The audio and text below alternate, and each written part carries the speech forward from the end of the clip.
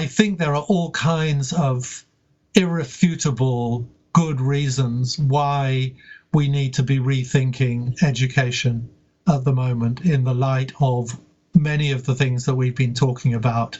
The status quo won't stand. Welcome to Rethinking Education.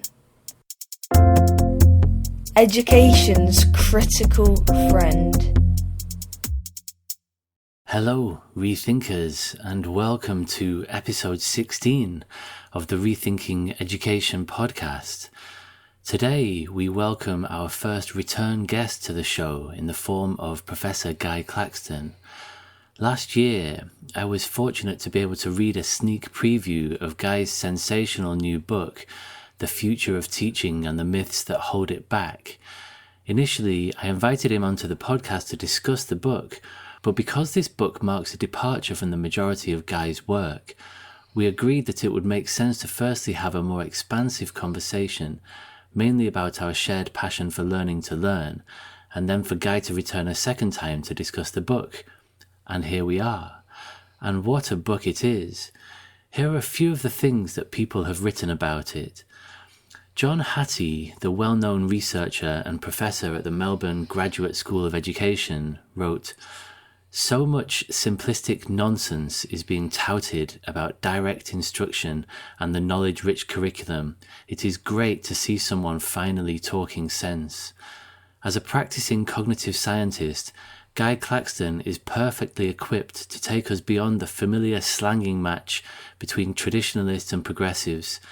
He illuminates with his trademark wit and style complex issues such as the function of knowledge, the psychology of creative and critical thinking, the true nature of memory, the culture of the classroom, and the many purposes of education, a timely tour de force. Deborah Kidd, the author of A Curriculum of Hope, among many other brilliant books, and as you may recall, the first ever guest on the Rethinking Education podcast, a brilliant episode, by the way, in case you haven't heard that one, wrote, "This is the book that I've been longing to read for at least 6 years.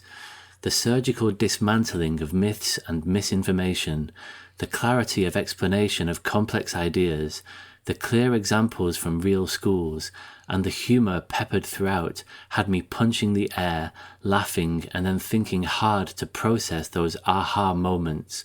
I'll read it again and again." And lastly, Gavin Williamson has written a really quite remarkable foreword to this book, from which I'll just pull out a few choice excerpts. It seems that Dylan and Guy go back a long way, to a time when I was in short trousers, in fact, and I'm no spring chicken, listeners. And he writes about a conversation that he remembers having with Guy in the early 1980s, when Dylan was a research fellow at Chelsea College and Guy was a senior lecturer in the psychology of learning.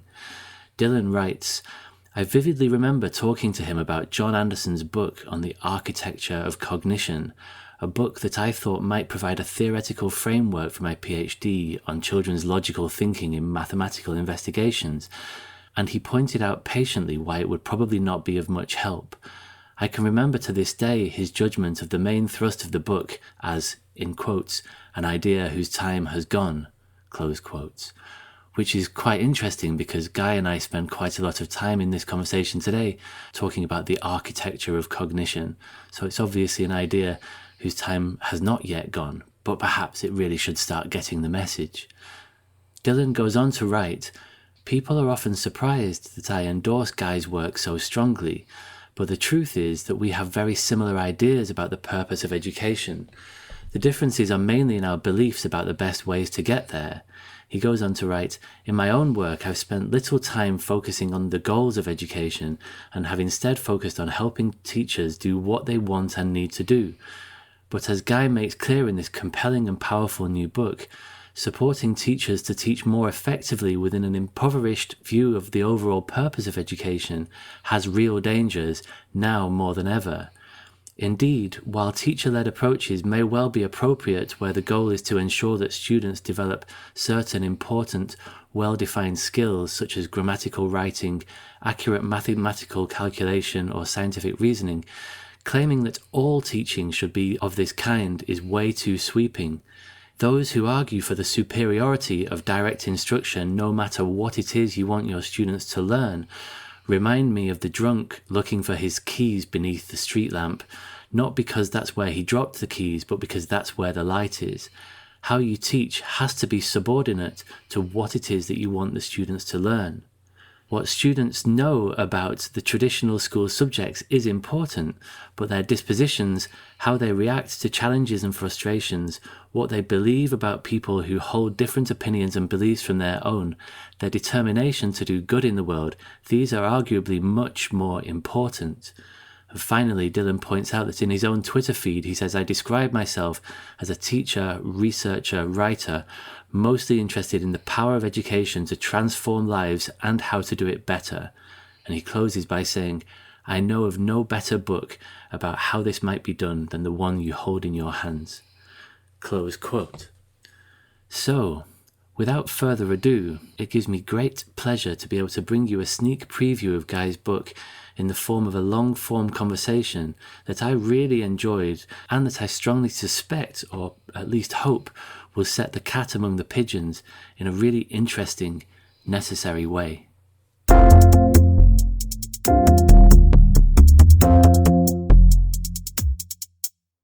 Guy Claxton, welcome back to the Rethinking Education Podcast. Thank you, James. Pleasure to be back with you. Yeah, my first return guest. So the last time we spoke, we had quite an expansive conversation, as you will recall. It wasn't so long ago, about learning to learn and metacognition and mindfulness and lots of related ideas. And a fascinating conversation it was too. People really seemed to strongly resonate with that one. And so if anybody is listening to this who hasn't heard that conversation, I heartily recommend that you do so at the next available opportunity. But it doesn't matter which order you listen to them in. So today we're going to speak pretty much exclusively about your new book, The Future of Teaching and the Myths That Hold It Back, which, is it out yet or is it out this month? It's out this month on the 29th of April, all being well, yes. Right, so in 2 weeks. So, yes. So let's start with just asking, why did you write this book? Well, it's been sort of bubbling in my head for quite a while. A lot of my writing, as people who know anything about me will know, is kind of, I write for things. It's sort of advocational.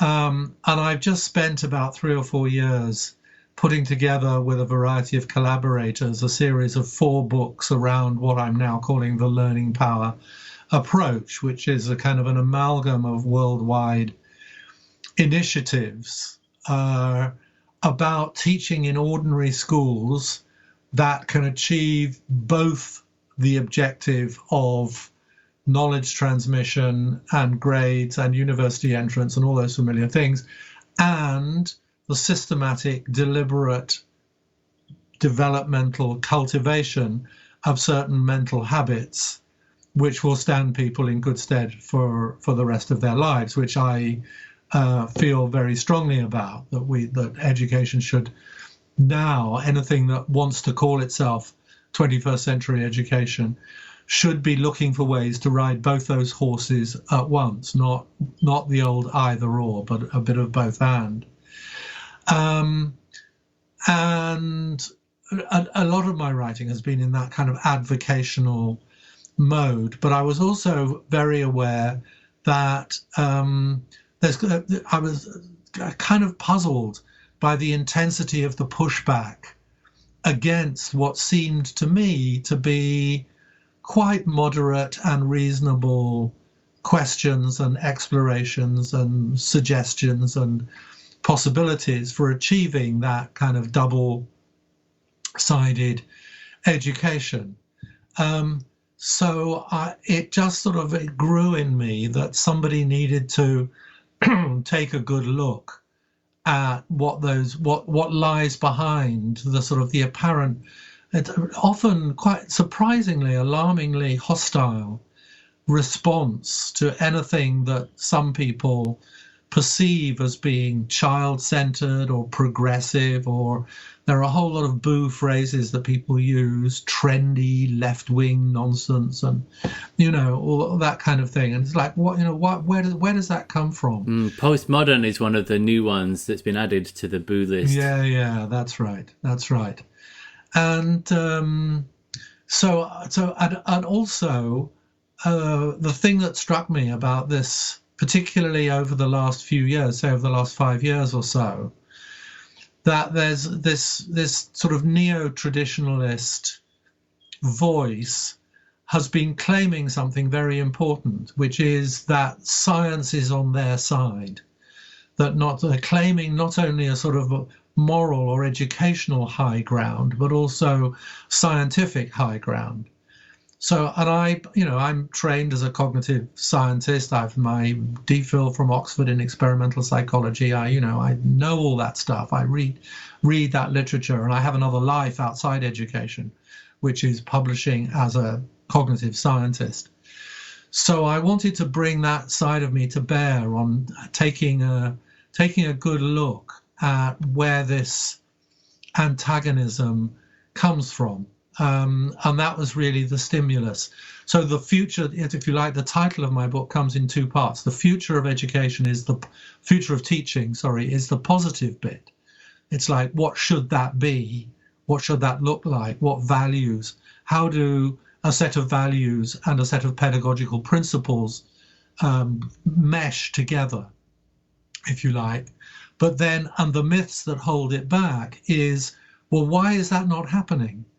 I know, and one of the schools that you've written about in your Fear is the Mind Killer book is one such school, that there are hundreds and hundreds of schools who have been doing this 21st century agenda, which is knowledge and skills, knowledge and dispositions, rigor and curiosity and imagination. I know, the proof of concept is out there in dozens and dozens, hundreds and hundreds of schools, but it's not taking off fast enough. So, what I wanted to look at was these very powerful sounding, scientifically based arguments. Science has shown that direct instruction is the only legitimate way, not just the sort of most effective way, but at some deeper level, in terms of our understanding of the mind, the only legitimate way of going about teaching. And I thought, hold on a minute, this bears a bit of scrutiny. So that's what the book is, really. Yeah, thank you. I mean, it is certainly a welcome addition. It's the book that I've been very excited about since I was lucky enough to read a sneak preview of it a few months ago. And it's a very necessary set of counter arguments, really, to what has become this really prevailing view, which has sort of been portrayed as like a groundswell against the sort of the era of edutainment, right? There was supposedly, well, not supposedly, there's like with many of these things, there was a grain of truth in it, right? There was lots of we talked about this in our last conversation.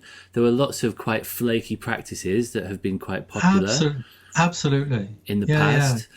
And this has been seen that the wave of traditionalism has been seen as like a reclaiming of the centre ground, and it's partly been sort of quite a populist uprising, if you want to use those terms. Maybe you wouldn't, but it certainly seems to have gained popularity among the teaching profession. This is not something that has come down from on high, but also, it's also very clear that the Department for Education and Ofsted are very much on board with this traditionalist language, and lots of the research that they cite comes from a very small pool of cognitive science. Indeed, it does. And so we'll get into all of that. And I think that you were talking about the confidence and the declarative nature of this, as though like this is the final sort of and this is the end of the story, like traditionalists versus progressives, the trads won, as it were. And absolutely, it's like there is only one right way and we've found it. And so everything else does, these phrases like doesn't work, or, discovery learning has been proved to fail, and, that sort of language. And it offers a very, I don't know if this is part of the reason why this neo-traditionalist view appeals to people, but it's black and white. It's very simplistic. It's almost fundamentalist in a way, like it carves the world into, the good guys and the bad guys, and we're the good guys. And I suppose, and you're absolutely right that, there are pluses and minuses. There have been lots of missteps in what's gone under the label of progressive education. Some of it has been flaky and ill-founded and not well based in evidence and so on. So the book is trying to, if you like, reclaim the middle ground, which is just a little bit, not a huge amount, a little bit more nuanced, a little bit more aware of the contingencies and the subtleties of what a good teacher does, of responding to shifting moods and balances and the nature of the topic. It's a complex, contingent, shifting job. And to try and boil that down to the one true way seems to me to be unhelpful and actually illegitimate. Yes. And so in this conversation, we should pull out a few sort of key examples of this kind of language so that people know what we're talking about. And a good place to start would probably be a quote from a recent speech that Gavin Williamson, the current Education Secretary, gave to the Foundation for Education Development at their National Education Summit in March, so just a month ago. He said, "We know much more now about what works best. Evidence-backed, traditional, teacher-led lessons with children seated facing the expert at the front of the class are powerful tools for enabling a structured learning environment where everyone flourishes." Close quote. And so it is portrayed, and not just by Williamson but elsewhere, as though like the science is in, and often the sort of the smoking gun that's often held up. I saw it just in this week with an exchange on Twitter, was this paper by Kirshner, Sweller and Clark, which I know we'll get into later, which is like this held as this sort of defining piece of evidence that yes. Anything that isn't direct instruction, anything that's about, I think in the title of that paper it's like experiential, inquiry-based, discovery-based. It was like they threw the net really wide. Problem-based, the failure of, of all of those things lumped together. Yeah, and I think one of the oversimplifications. I mean, a lot of what's come out of the writing of this book is just a realization that it's, as I say, it's not helpful and it's not necessary to oversimplify things so much. It was Einstein, wasn't it, who said we should try and make things as simple as possible, but not more so. And I think there's been a bit of more so going on. So this is not a progressive fighting back against the traditionalists. This is hopefully a balanced, fair-minded overview of where this battle seems to have come from, and how and why we should celebrate a more nuanced view. And one of those oversimplifications is this around this sort of naive question of what works. It's like we've discovered what works.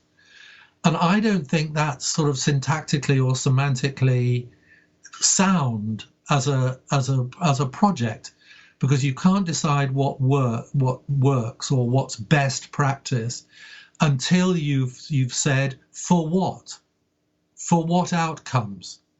So if we tacitly assume that it's all about, that it's GCSEs and A-levels and CAT scores and Key Stage 2 SATs, if those are the only things that we value, then it may well be that there are traditional methods might be effective ways of doing that. But nobody does just value that. You look at any school website and there will always be some rhetoric about preparing children to live in a world of uncertainty or helping young people fulfill their potential. Every school on the planet, I would claim, or almost every school, says, yes, we care about the knowledge and the grades and the transmissions, but we care about other things too. And if you start to factor those other things in, then it's less clear that the old-fashioned, the direct instruction thing is also good for achieving those objectives. It may well be that a method of teaching which is good only for producing good test scores actually may neglect or even damage the development of the other things that we said we valued. And it's only by a kind of myopia, or kind of amnesia, when we, get into the classroom, if we forget the importance of these other things that we said we valued and only look at test scores, then, only then can you get into that world of those, simplistic answers to questions like what works. Otherwise, life is a little more complicated, but it's also more real and it's also more humane, I think. Yeah. And on this question of what works, you just reminded me recently of that brilliant short book by Yong Zhao called What Works May Hurt. And he talks very simply about the idea of sort of main effects and side effects of education and how side effects aren't looked at. And so just to give some simple examples, if let's say you do a reading intervention where you're really sort of forcing kids to do reading at every possible opportunity and you're getting them to do lots of spelling tests and so on, you might well find that if you measure that later on, that a week later their reading scores have gone up, but it might turn them off reading, right? And so, but we're not looking at their love of reading over time, and those sorts of side effects, and there are many examples of this. And can I just say that's not a might. That is a fact. When the National Literacy Strategy was evaluated by the NFER, they found exactly that a reading ability had gone up slightly, but reading for pleasure had gone down markedly. Well, Is that a tolerable side effect? That's a value judgment. Absolutely, and that's why it comes back to values. And there's a number of examples. There's one, I remember a blog that Tom Sherrington wrote once about how he took over a physics class and I think the teacher was absent and there wasn't long before the exam and they just crammed. They did lots and lots of past papers. He described it as teach to the test to the max. And he was like, they got an amazing set of results, but hardly any of them chose to do physics the next year, Or for example, a argument that's raging again currently is this idea of silent corridors, and people on one side are saying, well, but there's no bullying in this school because bullying often happens in corridors. There's zero bullying, and nobody would argue that zero bullying is a bad thing. Bullying is a horrendous thing, and if you can eradicate it, that's great. But are there any side effects of this? What are the side effects of having silent corridors? These are questions that don't seem to be up for discussion. And more widely, if you take a very zero tolerance approach to behavior so that the teacher is really sort of directing everything from the front of the room, both behaviorally and pedagogically, what is the side effect of that in terms of, how do those young people do when they go out into the world where there isn't this teacher, sort of sergeant major figure who's telling them what to do and when and how all the time? That's not a question that, as far as I understand, that people are even looking at with regard to these schools that are taking, very hardline approaches and getting good results in the short term. Are there costs to this? And if so, what are they? And these are open questions. I'm not making a value judgment, but it's a very important question. It's an empirical question. Andreas Schleicher shows a startling slide often from the PISA studies, which shows if you look across, the performance of different countries, the OECD countries, there's an inverse relationship between young people's achievement on the science tests and their enjoyment of or pleasure in or interest in pursuing science to a high level. An inverse relationship. So it's exactly, the data supports, James, exactly what you've been saying. Yes, yeah, and there are also examples. Yang Zhao talked about this. I listened to a podcast with him this week about about suicide among young people being very high in some countries that have these cram cultures, and that some governments are suppressing the data on the extent to which this is even happening. Mm-hmm. So these are important. These are important questions. So just to outline the structure of the book for listeners, in each chapter you take an aspect of the debate. I really like how it's organized, so that I'll come on to the chapter 1 in a moment. Chapter 2 is values, chapter 3 is knowledge, then there's one about thinking, one about learning, one about memory, which I know we're going to get into. And in each of these chapters, you sort of outline what you describe as the neo-traditional position, and sometimes you describe it as the neo-traditional myths or half-truths. And then you deconstruct those views and offer counter-arguments and counter-narratives. As you say, drawing on your extensive knowledge and understanding of the research literature of cognitive science, among other areas of scholarship.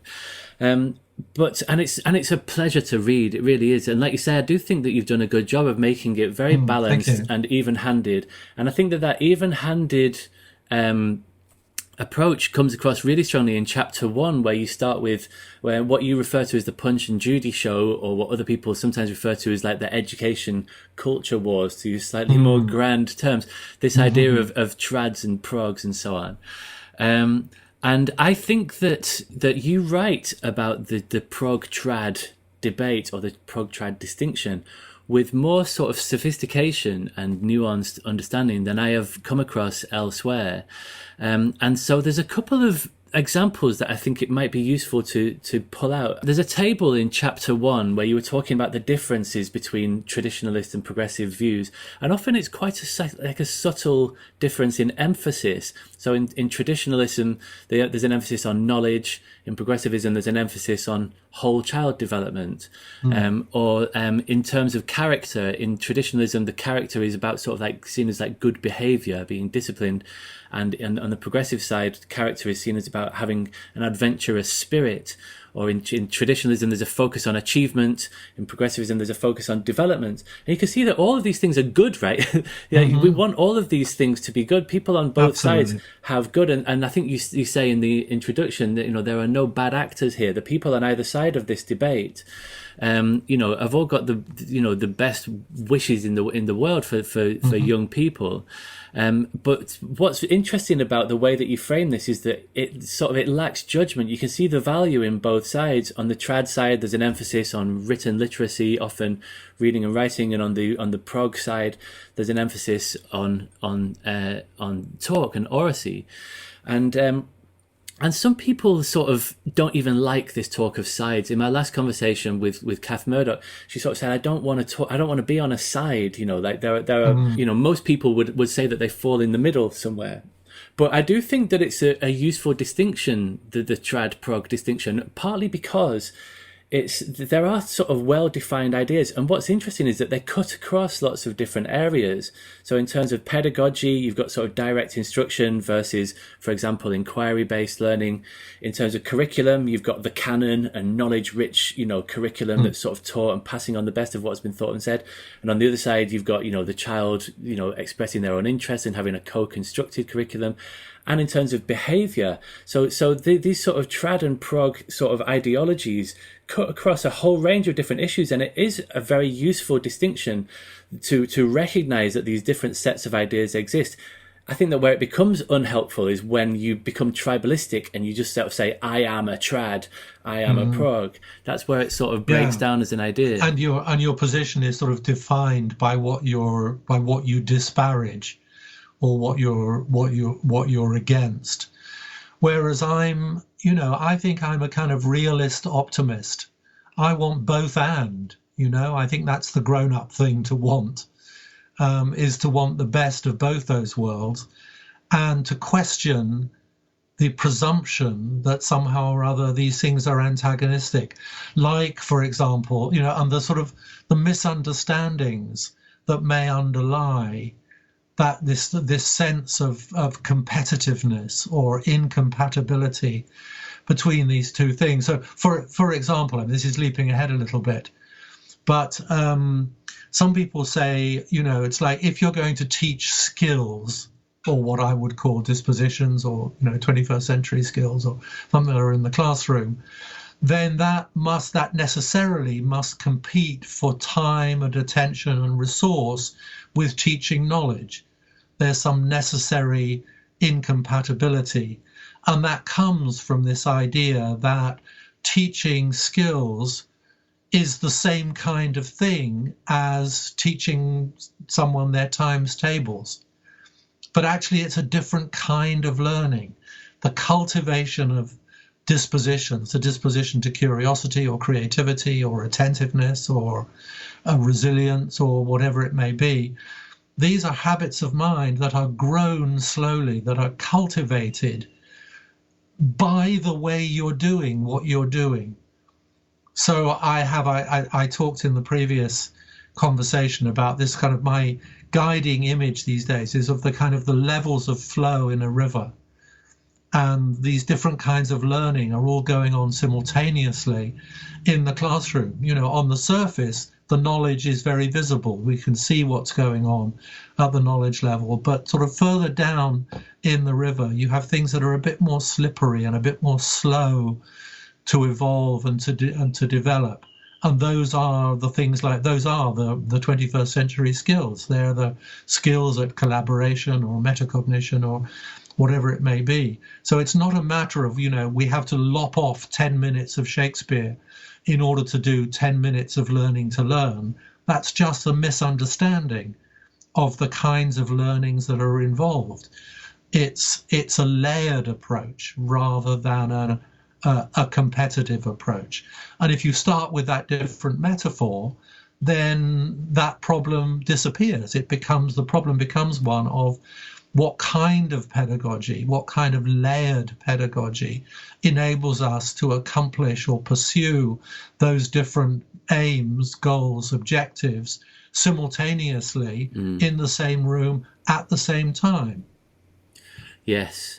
Yeah, and I don't think that anybody would deny that, that being really good at explaining things and having, very good traditionalist direct instruction, explicit instruction, tools in the toolkit is a bad thing, right? Like, it's obviously, it's really important that we do that, but there are these other, so just to elaborate that, in case anybody hasn't come across that idea of the river of learning that you refer to. So you talk about there being 3 levels, so that on the surface that's quite fast moving, there's knowledge, and then at a layer beneath that, there's skills which take a little bit longer to develop. So, for example, on the knowledge, it might be, here's how to balance an equation. If you're doing that, then you're also strengthening your ability to do mathematical reasoning, and you're strengthening your numerical awareness, say. And then, so that's at the skill level. And then beneath that, there's this even slower moving layer, which is where we think about things like character and dispositions. And what I think is so powerful about this metaphor is that you can see that whatever you're doing pedagogically, whatever approach to classroom practice you're using, things are happening at all 3 of these layers. Even if you're only focusing on the first layer, and you think that it's all about knowledge and we just need to get as much knowledge as we can in, you are inculcating certain characteristics and habits of mind among the young people. Whether you like it. The bad news for the traditionalists is you can't not be teaching character. You are, whatever you're doing. You can either teach adding fractions plus confidence in experimentation and trying out your own ideas and trial and error, or you can teach adding fractions plus an increasingly a growing fearfulness of making mistakes and an addiction to the right answer. And likewise, the thing about you can teach reading in a way that makes it anxious drudgery, or you can teach reading in a way that makes it a pure pleasure, a lifelong pleasure.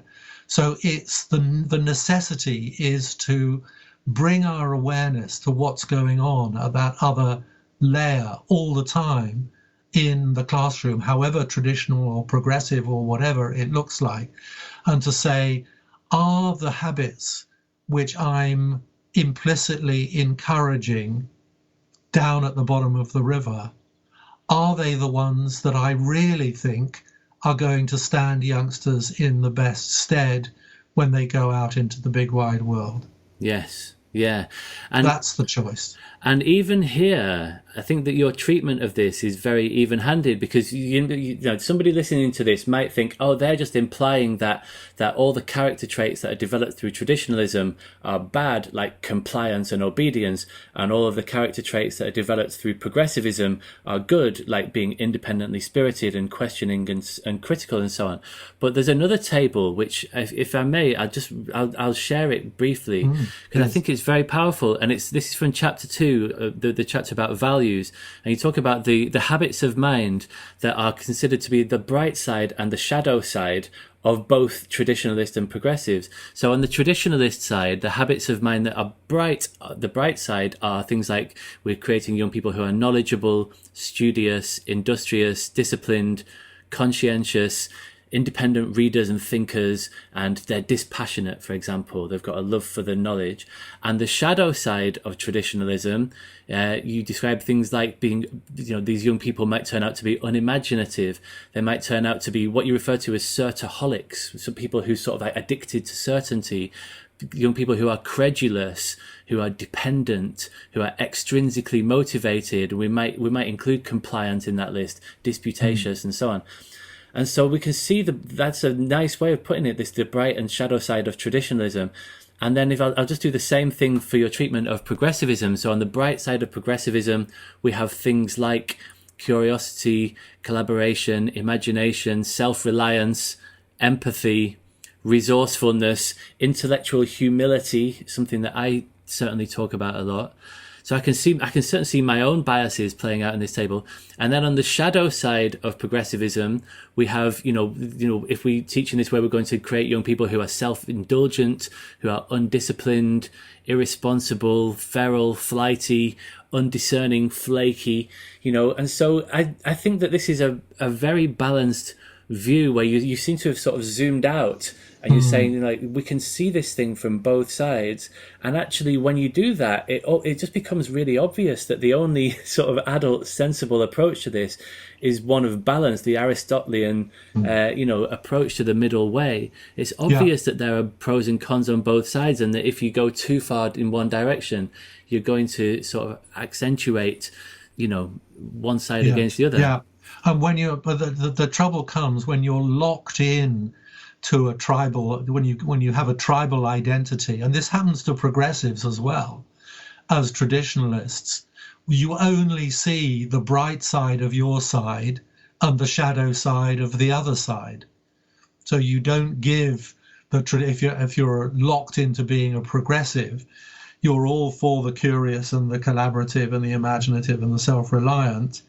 And the only thing you see about the traditionalists is, that they're creating youngsters who are frightened of making mistakes and addicted to right answers and so on. So you get a lot. So it's not surprising that people end up talking past each other, that this becomes, one of those arenas in which, more heat than light is generated, because your perception is being you're suffering from a kind of tunnel vision. You only see what's desirable about your side and what's undesirable about the other, and that leads to unproductive and increasingly unprepossessing, hostile, belligerent kinds of interactions. And I think we're all better than that, really. Yeah. There certainly is more heat than light, and here you can see why it is that this is sometimes referred to as the educational culture wars, because you can see how it's a kind of microcosm of how entrenched and tribal people have become, partly because of the way that algorithms work on the internet, and that we create these echo chambers, or have these echo chambers created around us, which is there's a lot to say about that. But I think it's fair to say there's a lovely foreword by Dylan William, who is plays an interesting role in this book because he seems to sort of straddle these two worlds, and it's a very interesting read, his foreword. And I know that you've known him for a long time, but essentially the idea is that famous phrase of Joe Cox, that we have more in common than that which divides us, and actually let's just embrace the common ground and work towards some sort of a Hegelian synthesis, of these worlds. This is not a sort of a Punch and Judy situation. There is fruitful common ground to be held, like you say, where we can create pedagogies that include aspects of traditionalist approaches and that include aspects of progressivist approaches, where the teachers have agency and autonomy to do what they feel is necessary to meet the needs of the young people in front of them. And this isn't some kind of wishy-washy compromise. It's a genuine Hegelian synthesis between the thesis and the antithesis. Yet when you're stuck in your tribal identity, the only way you can think about this kind of suggestion is as a kind of compromise, as a weakening of your own position. So, part of the function of this book is to try and stand above the fray, if you like, and be able to see a bit more clearly what a more rounded and nuanced pedagogy would look like. Yeah. I'm really looking forward to seeing how this plays out in the coming weeks and months. I know that there's a lot of interest in this book coming out, and I've seen people writing about it already in the talks that you've given and the excerpts that have been published and so on.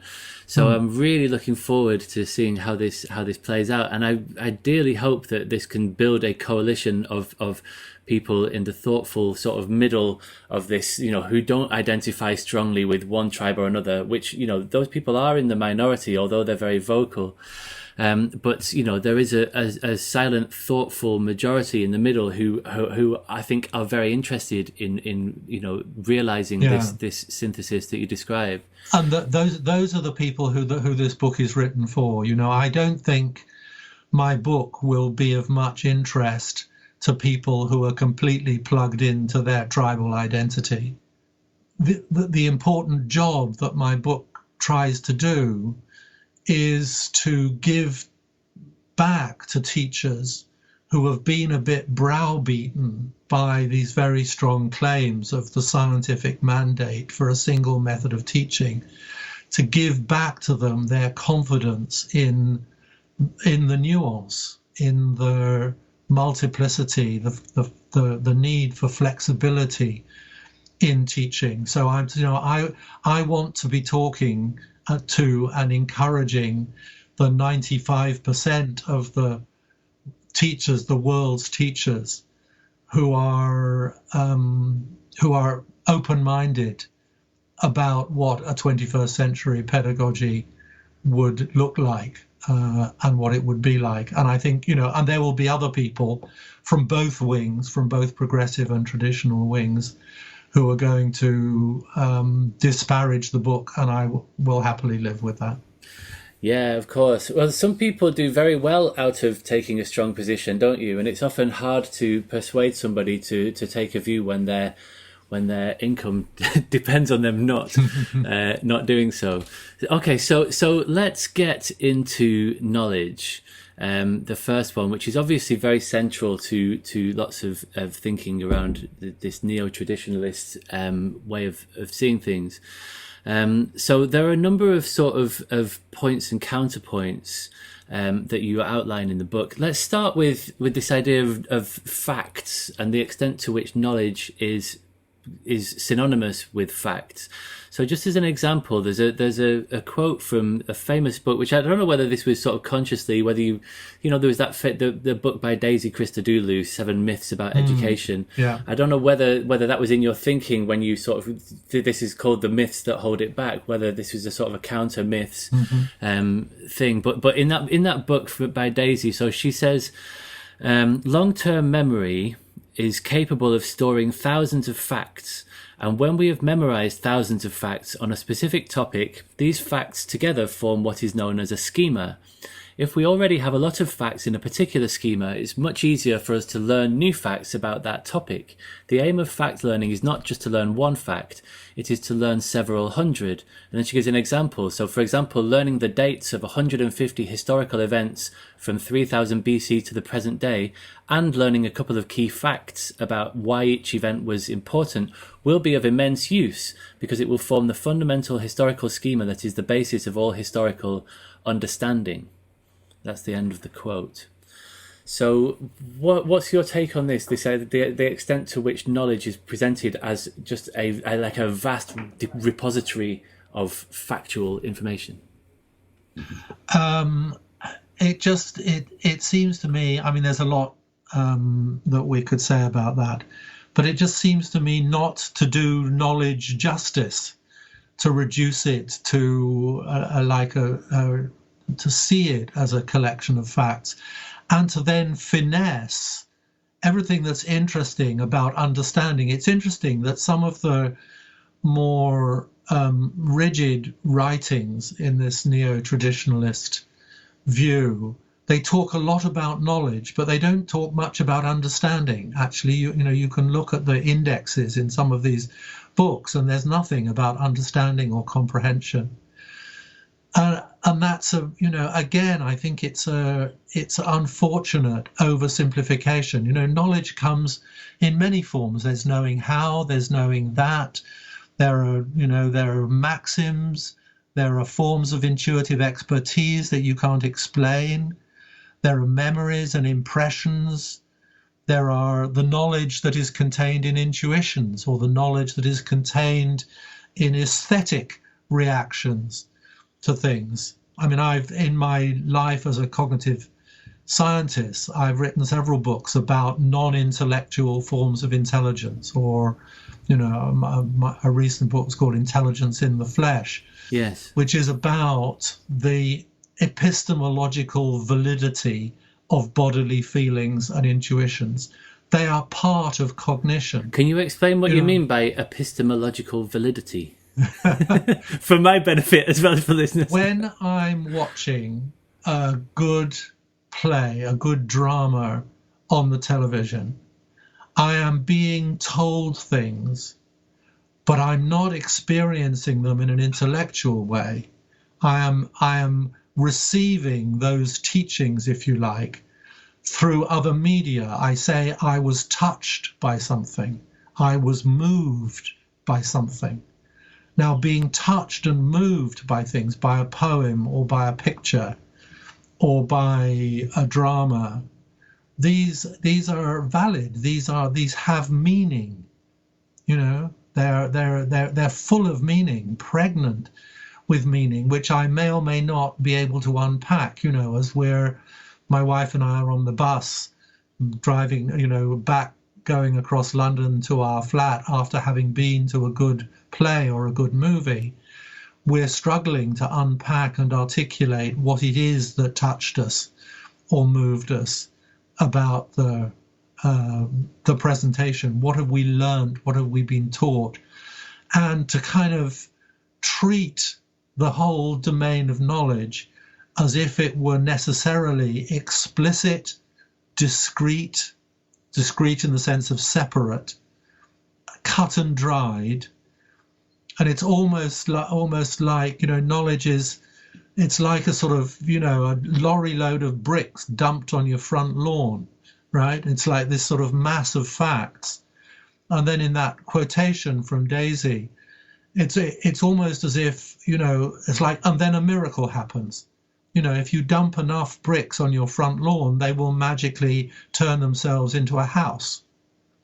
As if, but the way in which knowledge gets built into understanding is what is of interest. It's the most interesting thing about education and about learning. And yet some of the neo-traditionalists seem to have little to say about the intricacies and the subtleties of that process. My DPhil at Cambridge was called The Roles of Perception and Memory in Verbal Comprehension. So, way back in the early 1970s, I was working with, new theories of psycholinguistics to help us understand how what we have existing in our memories gets retrieved and modified and questioned and assimilated into what we're understanding. It's an organic process. And all of that necessary complexity seems to be missing from the neo-traditionalist approach to knowledge. Okay, so you're painting a picture of knowledge that's recognizing that knowledge has many different forms. So you were talking about, there's rote knowledge and factual knowledge, maxims, expertise, memories, impressions that you can get, like you were talking about embodied cognition, knowledge that isn't just cognitive, feelings, emotions, intuitions, also knowledge of self, which is something that I think is often missing. Mm-hmm. And so when people are referring to what is often described as a knowledge-rich curriculum, you have to ask the question, how much of this richness is actually represented in that knowledge-rich curriculum? You could say it's actually knowledge poor because it's preoccupied only with a very, very restricted conception of what knowledge is. Yeah. I mean, there is a really interesting conversation to be had here, which maybe isn't, this might not be the time to do it, but there's this question around knowledge versus understanding, and the extent to which, is understanding just deep knowledge, or is it something that emerges from knowledge but is sort of qualitatively different? And that's I don't know if you have anything to say to that, but that's a very complicated conversation to have. There's a really good episode of Ollie Lovell's podcast where he talks to Jay McTighe, who wrote a book, Understanding by Design. They had sort of different ideas of knowledge and understanding. What's your sort of understanding of the difference between knowledge and understanding?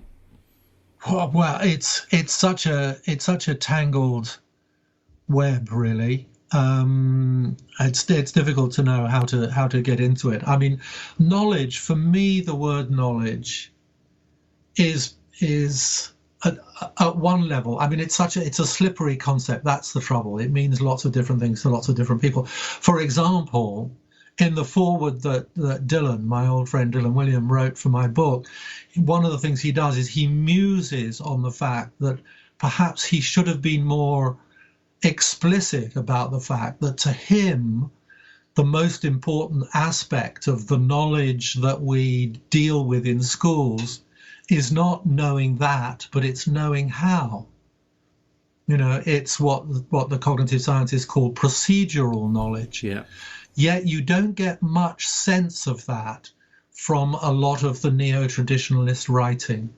There is this presumption that by knowledge we mean knowing that, we mean declarative knowledge rather than procedural knowledge. So I just think it's a very, it's 2,000 years of philosophy that I'm not going to try and solve in the next 60 seconds, James. No, I mean, we do need to recognise, and one of the things that you say in this book is that you're trying to reintroduce some complexity, and that's what I think that the reason that I recently had Adam Boxer on the podcast is I think because following our first conversation, I tweeted out something like neo-traditionalism sells this sort of attractively simple story that like learning is memory and we just need to double down on this particular approach to teaching and all will be well, and that this is how to do the best for disadvantaged kids in particular. Mm-hmm. And I sort of said like, if only it were true, and he took exception to that, and it ended up with us having quite a complicated and interesting conversation. But what you're trying to do is to reintroduce some of this complexity and say like this, we're being sold a pup here. It's not as easy as some people are making out. Sure. And let's just come up with, there's three sort of areas, in three ways in which knowledge is sort of is portrayed, I think, in the traditionalist way.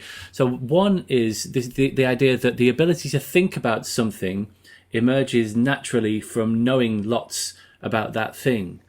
Yeah, and which I think is just false. Can you expand on that? Well, you can know lots. You can know lots about things, but not really understand them. You can parrot them. I spent a lot of my time in the particular school that I was in, reciting every day the Lord's Prayer. I knew it, but I didn't understand it. I didn't have any sense of what its implication was. how I could paraphrase it. I was just parroting it. So it's just, it's blatantly obvious to me that you can know things without understanding them. And sometimes, Ernest Hemingway said, the little that each man learns, it's very precious because it takes a lifetime. Each man or woman, he said man, but each person learns is precious because it's a precious distillate of our experience. And, I mean, everybody, I suspect, knows in their own lives that their understanding of many things slowly deepens and enriches as they go through life. So it's not just something like knowing that the Battle of Hastings occurred in a particular year. It's like, that's barely scratching the surface of what it is that we're talking about. And the idea that somehow or other, if you know enough, if you sort of pile enough of this stuff into long-term memory, that it will sort of automatically assemble itself. Like if you buy enough Lego, a miracle will happen and it will turn itself into an amazing construction. It's just nonsense. Psychologically, it's just nonsense. Yeah. Turning knowledge into understanding is something that is a process. And it's a complicated process. Yes. And as I said a while ago, it's a process that involves the body. It involves, feelings and values and perceptions just as much as cognitions. Yeah, yes. And linked to this is a similar idea that you have to know a lot about something before you can think about it. Which you also describe as false, and you say that it's like secure knowledge and understanding generally arise from thinking about things and discussing them and reflecting on them. There's a lot more to it than knowing, than just simply knowing. And the third one that again is related to this is this idea that knowing lots makes you clever. Well, I think that's just a semantic confusion. We have separate words. We have not even a very rich vocabulary with which to talk about these things, and we make a distinction between being well informed, being clever, being intelligent, and being wise, let's say. These words mean different things. Being knowledgeable is not the same thing as being intelligent. In fact, there's a lot of work in cognitive science or real world decision making which shows that sometimes the more knowledge you have, the less intelligent you are. You may become paralyzed by the knowledge that you have, or overburdened by it, or over-respectful of it, or you lose touch with your own intuition. As what happened in the revolution about parent and baby books. People lost their sense of themselves by reading too many books about things. They became more knowledgeable about child rearing, but less good at it as a result of amassing all this knowledge. So it's just bloody obvious that being knowledgeable is not the same thing as being intelligent. I'm sorry, David Didow, they're not the same thing. Yes. Okay. And the other thing that you talk about in this part of the book is about how the traditionalist curriculum, it's about like the what is being taught. And at one point you said the traditionalist curriculum leaves no room for things like robotics, outsider art, epigenetics, the Panama Papers, Bayes' theorem, all things that I think we probably have lots of shared interests, all things that I find super interesting, but they're not up for discussion. They're not on the traditionalist curriculum. And it's fascinating to me that it's just sort of like coincidental that the existing traditionalist subject curriculum is the best of what has been thought and said, and it's not up for discussion. So I'd be interested to hear if you have anything to add to that. Well, I borrow a lot from one of the people who I've learned a lot from in this area, David Perkins at Harvard, who has a wonderful book. I'm just seeing if I can see it on my bookshelves to remind myself of the title of it. I think it's called Future Wise, and I can't remember the subtitle, but it's a very accessible and thoughtful and open-minded and nuanced exploration of what is it that most young people are likely to need to know in the course of their lives. And that's a really, really difficult question, because there are all kinds of things that have a prima facie claim on, being knowledgeable. You've mentioned some of them. David has in his book he just puts together like an A to Z of topics, and I've created a different version of that in my book. But all the things like, how do tools work?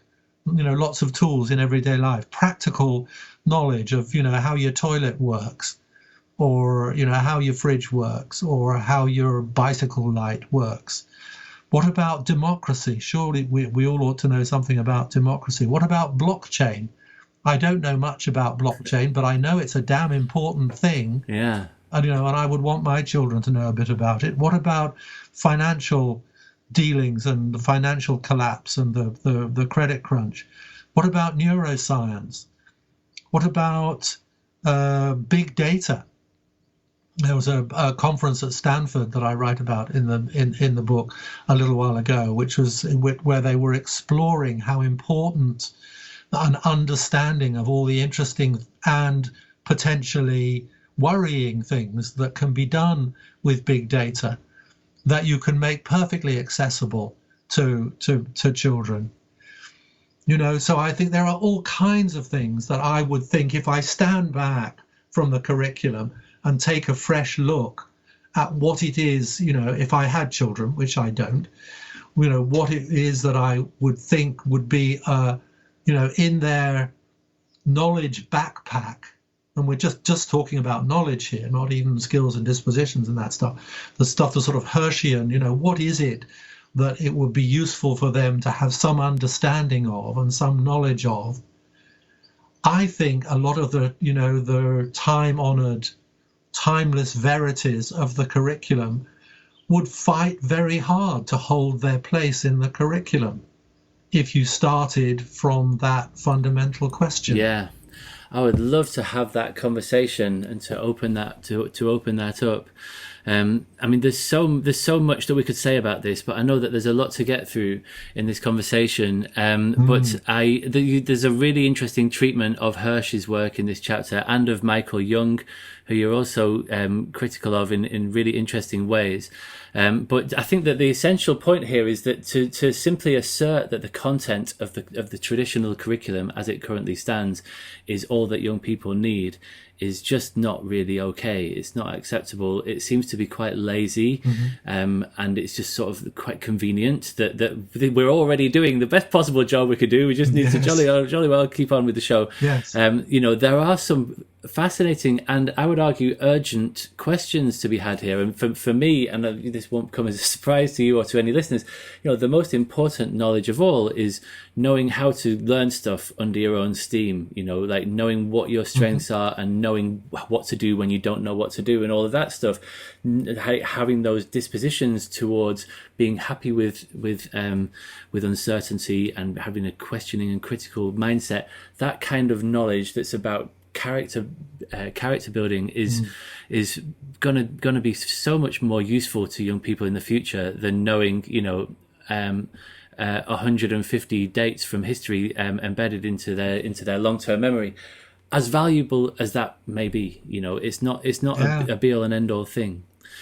Yeah, absolutely. And I had several very interesting and amicable lunches with Michael Young while I was preparing this book, in which we genuinely tried to understand each other's perspectives, and I think failed to some extent, because I think he's his idea of powerful knowledge, okay, there is a sense of I can understand somewhat what he's fighting, but to me I think he's fighting a lot of sort of old sociological battles. For me, if the phrase powerful knowledge to me means knowledge that gives you the power to do things. It's empowering. And it's not clear to me that everybody, that the periodic table, for example, or the formula for photosynthesis is genuinely empowering for all young people. For me, it's a big question whether that passes the Perkins test. Is this something that the majority of young people are likely to need to know in the lives that they are likely to need, in the context of all the other things that are jockeying for position in the curriculum? Like, the curriculum contains 0.001% of, or whatever the figure might be, of all the things that are known. And it jolly well, it should have a fight on its hands to justify itself against all these other competing things. I mean, my favorite would be neuroscience, cognitive neuroscience, and understanding how our minds and our brains and our bodies work together. If I was starting a curriculum from scratch, knowing everything that we now know about how human beings work, I would want to put that in the curriculum, and my bet would be that young people would find it absolutely fascinating and important. Yeah, I agree.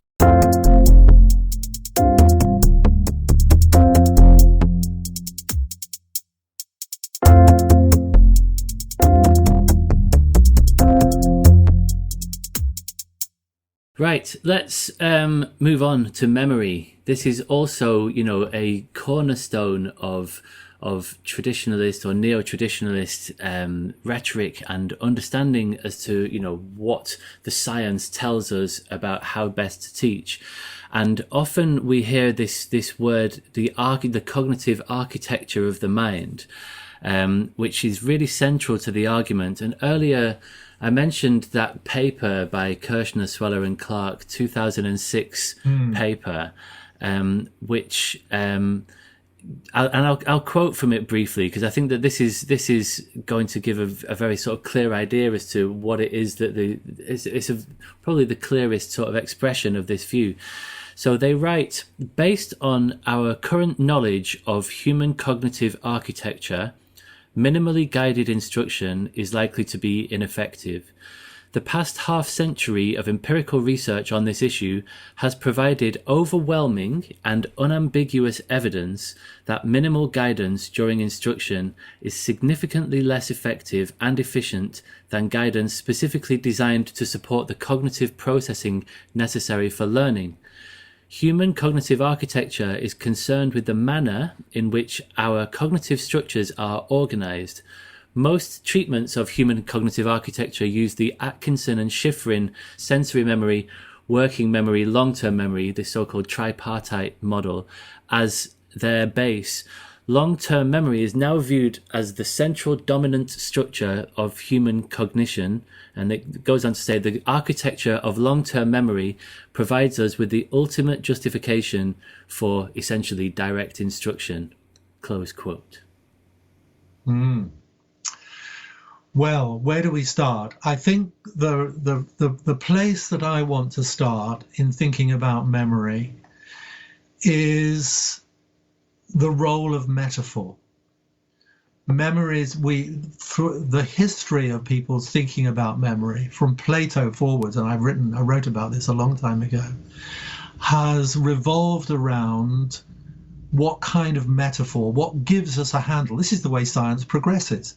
You come up with a metaphor. Is the atomic structure a bit like a miniature solar system? Well, let's play with that and see if that gets us anywhere. And that's what's happened with memory. I mean, for me, the first thing that strikes me about the argument that you just said is the use of the word architecture. Architecture itself in this context is a metaphor. You think of architecture and you think, what do you think of? I immediately think of the Parthenon, something that has stood for 2,000 years or more or less intact. It doesn't reconfigure itself every day. It's solid, it's monolithic. So that repeated use of the word architecture is itself asserting that memory is that kind of thing, that the model of the mind is a model of something that is solid and structural and fixed. Then into that comes the second metaphor, which is the metaphor of memory as a store. Memory isn't a store. There aren't different boxes. It's not like your mind is not like a warehouse with lots of things stacked together neatly. There aren't boxes in the head. Even the father of cognitive psychology, Ulrich Neisser, back in the 1970s, was poking fun at what he called the trend towards boxology in psychology, to think that you'd actually made some substantial theoretical process by drawing a whole lot of boxes, labeling them, and drawing arrows between them, as if that had somehow or other done the job. But of course it hasn't, because all the interesting stuff is in the arrows. And all the interesting stuff is in what's going on. You open take the top off someone's head and you don't see a little box, a narrow tube labeled working memory, and another great big thing, big box labeled long-term memory. The use of the word memory itself, I think, is problematic, because I think it has led some people to conflate memory as a hypothetical repository of what we know with the idea of a memory as something that is memorized. So I think that word encourages, that's why I think there's a lot of play around this idea, the importance of long-term memory and working memory, because I think it seems to give a spurious legitimacy, certainly in some people's writing, to the idea that memory is full of memories, and that memories are things that you've memorized.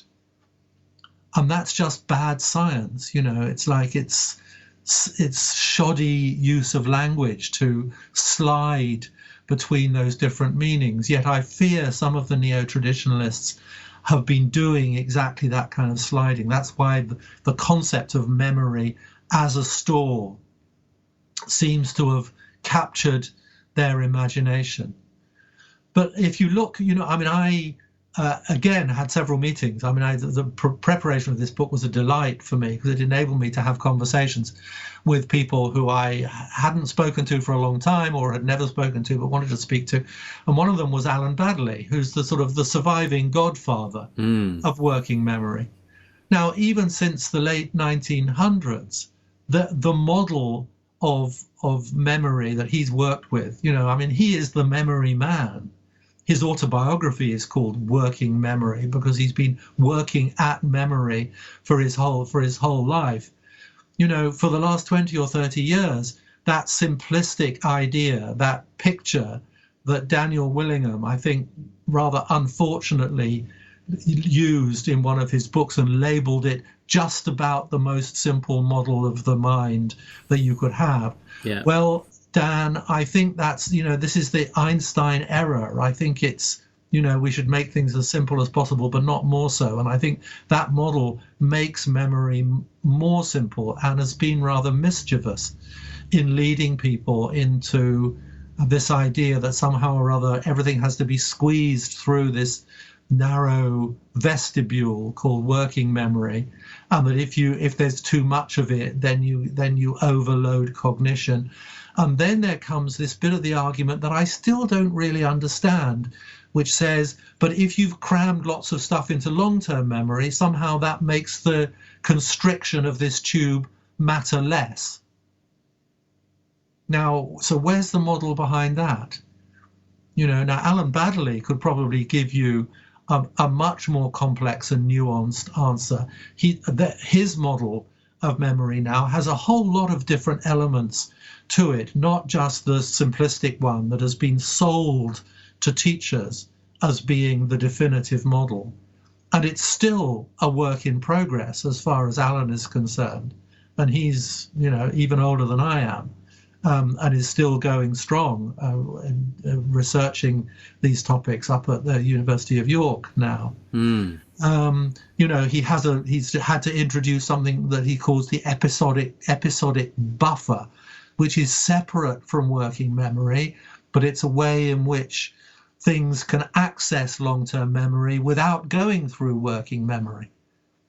Yet that's not the image which is being purveyed by the neotraditionalists, as if somehow or other this image, this metaphor for memory, was completely determined, completely unequivocal, and leads us to the conclusion somehow or other that direct instruction is the only viable or efficient or effective way of teaching. I think I try to untangle some of these arguments and misconceptions, but it's like it's a whole nest. It's like a tangled ball of wool of trying to pick these assumptions apart and say, actually, the conclusion doesn't follow. Yes. The conclusion that direct instruction is the only legitimate way of teaching does not follow from what we know about cognitive science. I mean, for the last 20 years, people are much more comfortable now talking about working memory as a process within the brain. It's not a box. It's the way in which the brain cunningly deploys different patterns of excitation and inhibition within long-term memory in order to keep itself on track when it's trying to do something difficult that has lots of different threads to it. It's a dynamic activity that is deployed within long-term memory, if you want to call it that, rather than a box that is separate from long-term memory. Yes. That's much more, to my reading of the literature, much more the architecture, although we wouldn't use that word, because it's a much more organic image and a much more dynamic image of what's going on between people's ears than the Parthenon image, which underlies some of the pronouncements that we've been talking about. Yeah. Wow. There's a lot to this. I mean, just to go back to what your initial point about metaphor, it seems to me that even that tripartite model that we were looking at, where we're looking at this idea of the distinction between a working memory and a long-term memory, was itself based on a metaphor of like the mind as a computer. Yeah. And that there's like a hard drive, which is the long-term memory, and then there's the RAM, the random access memory, I believe it stands for, which is sort of like the working memory, the bit that, it sort of does the work, if you like. Working memory is some sort of conflation of the central processing unit and the RAM, I think, and then long-term memory corresponds to your hard drive. Yeah. And so you were saying that this idea of a store is also a metaphor that's going out of fashion, and that there are other quite different but highly credible ways of looking at how memory works. Could you possibly sort of just give some indication? I know it's hard to do this in a conversation, and I really recommend people read this chapter, the whole book. But can you explain some sort of examples of like alternative ways of thinking about how memory works?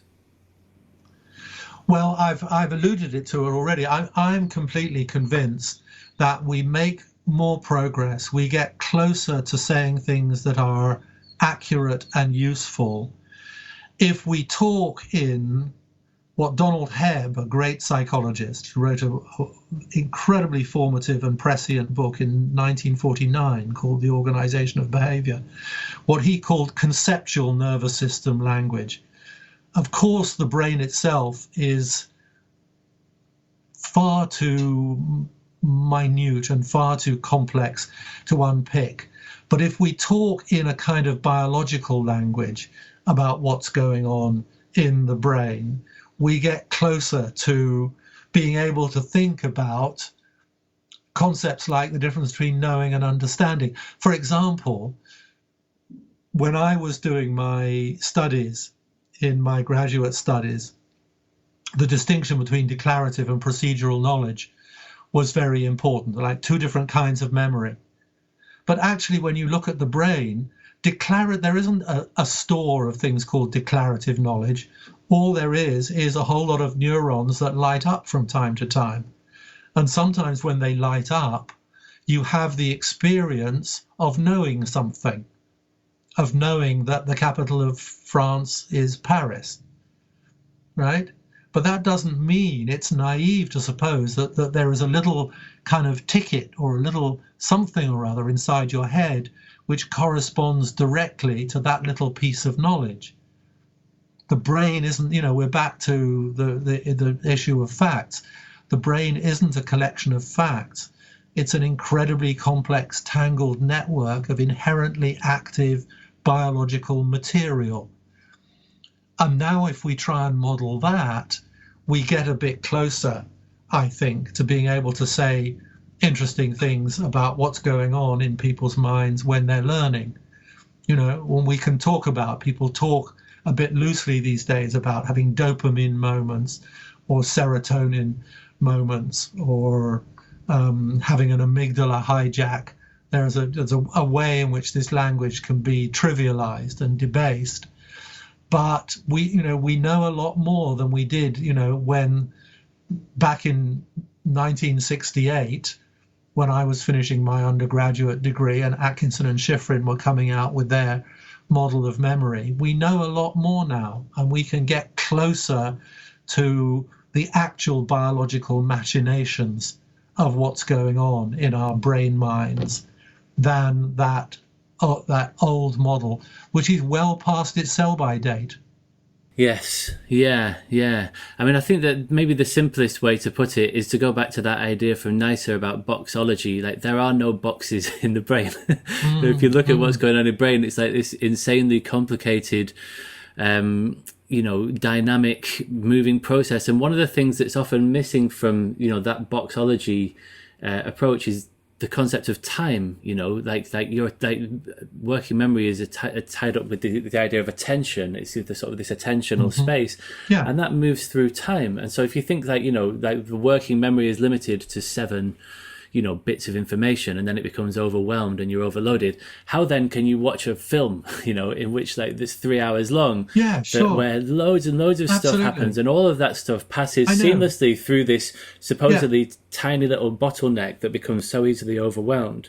And what you were talking about, and the metaphors that they go on to use, that scientists, you talk about this idea of soft assembly, which I don't really understand, but it's sort of this process where sort of coalitions of activity are sort of networked together in the way that brains are so distributed and very almost like creative in the way that the functions are distributed throughout a brain, and how much they differ from one person to the next.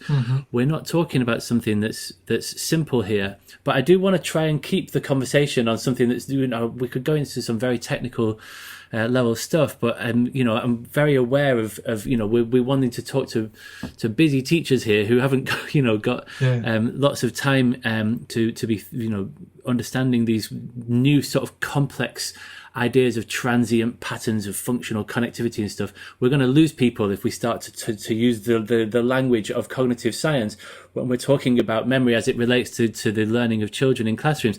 But we can bring it back down to some of these sort of common ideas that are expressed in the traditionalist view.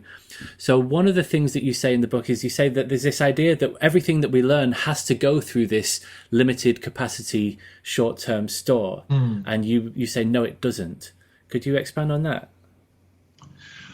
Well, I think what the whole thing about cognitive load is sort of piggybacks on this, to my mind, antiquated model of memory with this kind of, narrow tube that everything's got to be squeezed through. And actually, I think, things are not, teachers' common sense is probably at least as good, perhaps even a better guide to what's going on in classrooms. If you tell people things that don't have much connection with what they already know, and you tell them those things fast, they're going to struggle. Of course they are. You can't assimilate them into what you already know, or if you do, you might make some mistakes or some simplistic things. I mean, we should remember that this model, the Atkinson and Shiffrin and the original Baddeley and Hitch models of memory, short-term memory and long-term memory, were derived from highly artificial masses of experiments within highly artificial paradigms that used random digits or random words as the stimuli on which these models were built. And they were chosen as the stimuli to examine in these things precisely because they didn't mean anything to anybody, precisely because they were almost impossible to make sense of. You know, when you're, trying to remember, someone tells you a phone number over the phone, it's hard to embed that in your brain because there are no pre-existing structures to make sense of why it's 176453 rather than 134567. Right? It doesn't. There's no supportive body of experience or understanding which enables you quickly to get a handle on what that's about. So of course you have to use rather odd strategies like repeating it to yourself under your breath and so on. So when you start to think about what's going on when people are understanding ordinary language, as we're doing now in this conversation, it's light years away. What's going on is light years away from trying to hold on to a random string of words that were precisely designed to be meaningless. So what we're trying to do is to take models of memory which were designed to account for very artificial and arcane experimental findings and stretch them way beyond the context of their original use. Yes. To understand the complexities of what's going on in 30 young minds in a classroom. And that is several bridges too far. Yeah. And so related to this, I've often seen this referred to by bloggers, but also by teachers in schools. You often see, the Ebbinghaus forgetting curve, which is referred to. And, in the book, you mentioned there was a blogger who wrote about Ebbinghaus having shown that over half of newly learned knowledge is forgotten in a matter of days unless revisited. But as you say, this is based on people's ability to learn nonsense syllables, meaningless little units like fos or zik. You say almost no research on education since around the 70s has made use of nonsense syllables, precisely because they place such peculiar demands on memory that are unrelated to those of the classroom. Yep. And then you conclude that section by saying Ebbinghaus's research does not apply except when we are made to learn complete nonsense. And then as the final point, you say these ideas are nevertheless widely quoted and recycled in the professional educational world and among traditionalist writers in particular, and are for the most part uncritically accepted. Yes, and misused, to justify, again, some people's preconceptions about, what good teaching looks like or what good teaching ought to look like. Yes, in classrooms, kids encounter, particularly in maths and science. And I think one of the things that became quite clear to me in writing this book was that maths and science are not good prototypes for the whole curriculum. Yeah. Yet they're often used, like the Kirshner, Sweller and Clark paper, Sweller's work on cognitive load, derived originally and is most applicable to the kind of formalized symbolic problem solving that you find in mathematics and in some areas of science. What goes on in an English classroom where you're trying to tease out the depth and the meaning of the intention behind D.H. Lawrence's poem, The Snake, is entirely different. It's an entirely different kind of thing, because you're drawing on your experience of snakes, of fear, of misconception, of all kinds of things. And even in science and maths, progress is made. We've seen this example when we've been talking about memory. Progress is made very often, almost inevitably, through the use of metaphors. And what is a metaphor? It's a way of trying to bend what you already know to provide a working model of something that you don't yet understand. So we understand, we build our knowledge by projecting out, like sort of tentacles, throwing out tentacles from what we already know in order to enable us to get some kind of a grip or a handle on something that's new. Is the atom a bit like a currant bun, as J.J. Johnson said? Well, yes, but that doesn't get us very far. So perhaps a better metaphor would be it's a bit like the solar system. Well, that got us away. Bohr's model of the atom got us quite a way. But interestingly, Niels Bohr never really believed that there were little things called electrons whizzing around a big solid mass called a proton. Heisenberg said in one of his writings, Bohr was just using, the phrase he uses, to try and describe his understanding of the atom. He used such inadequate means as electron orbits. He's clutching for a metaphor to try and give some shape, to try and convey what it is that he thinks he's understood. And that worked quite well. But there are, umpteen flaws in the solar system model of the atom, as we all know, and science has moved on. Yeah. So even in science and maths, and mathematics is very interesting. There's a wonderful book which I read, a fantastic book called Where Mathematics Comes From, which argues, to my mind, quite convincingly, that an awful lot of maths, of algebra and differential calculus, rests on bodily metaphors, rests on buried, unconscious often, but metaphors that we've imported from everyday life and everyday experience.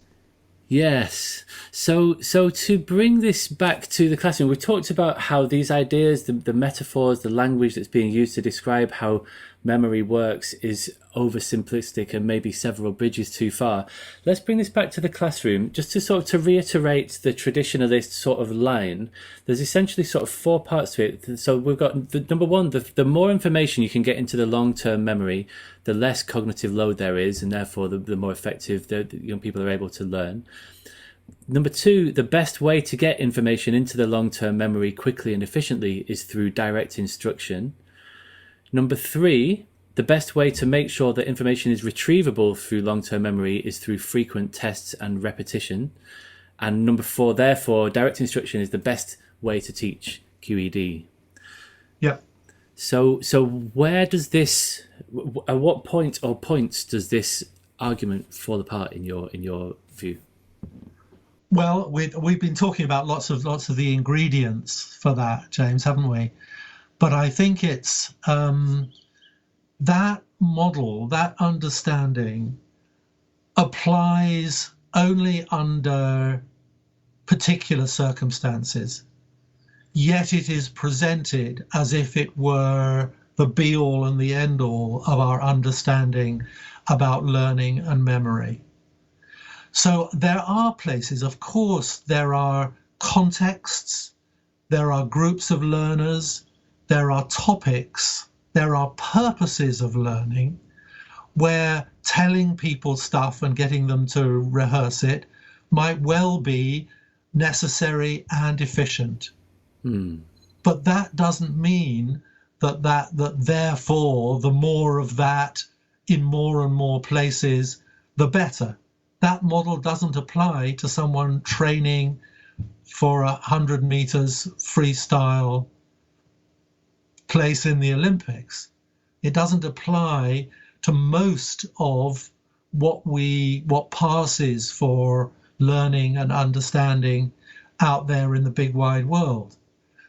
So it may be like for sort of heightened levels of discipline, for example, of teacher directedness, of centralized control in the classroom, may be necessary when the learners that you have in that room have not yet mastered the basics of social self-regulation. I'm perfectly comfortable with the idea that it does some young people a good service, a bit like, when there was national service. Some youngsters said it was the making of me. It kind of taught me to turn up on time, to be polite to people, to do what I said I was going to do. It gave me the foundations. And there are lots of, I once examined a PhD that looked at the sort of anthropology of what was going on in Jamie Oliver's kitchen, his 15 kitchen, where he got lots of youngsters who were sort of in danger of, going off the rails. Yeah. And there was a lot of tough love in that kitchen. There was a lot of, they didn't think they would have to at the beginning, but there was a lot of discipline, a lot of hard talking and so on, in order to get people to the place where they could then manage increasing degrees of autonomy and responsibility. So I'm perfectly happy to say that platform with some youngsters may need to be built. And in building it, the appropriate pedagogy might be something that looks quite disciplined, quite highly directive, and may involve, detentions and punishments and what have you. Yes. But that's not where we want to get to. That's just building the launch pad, right?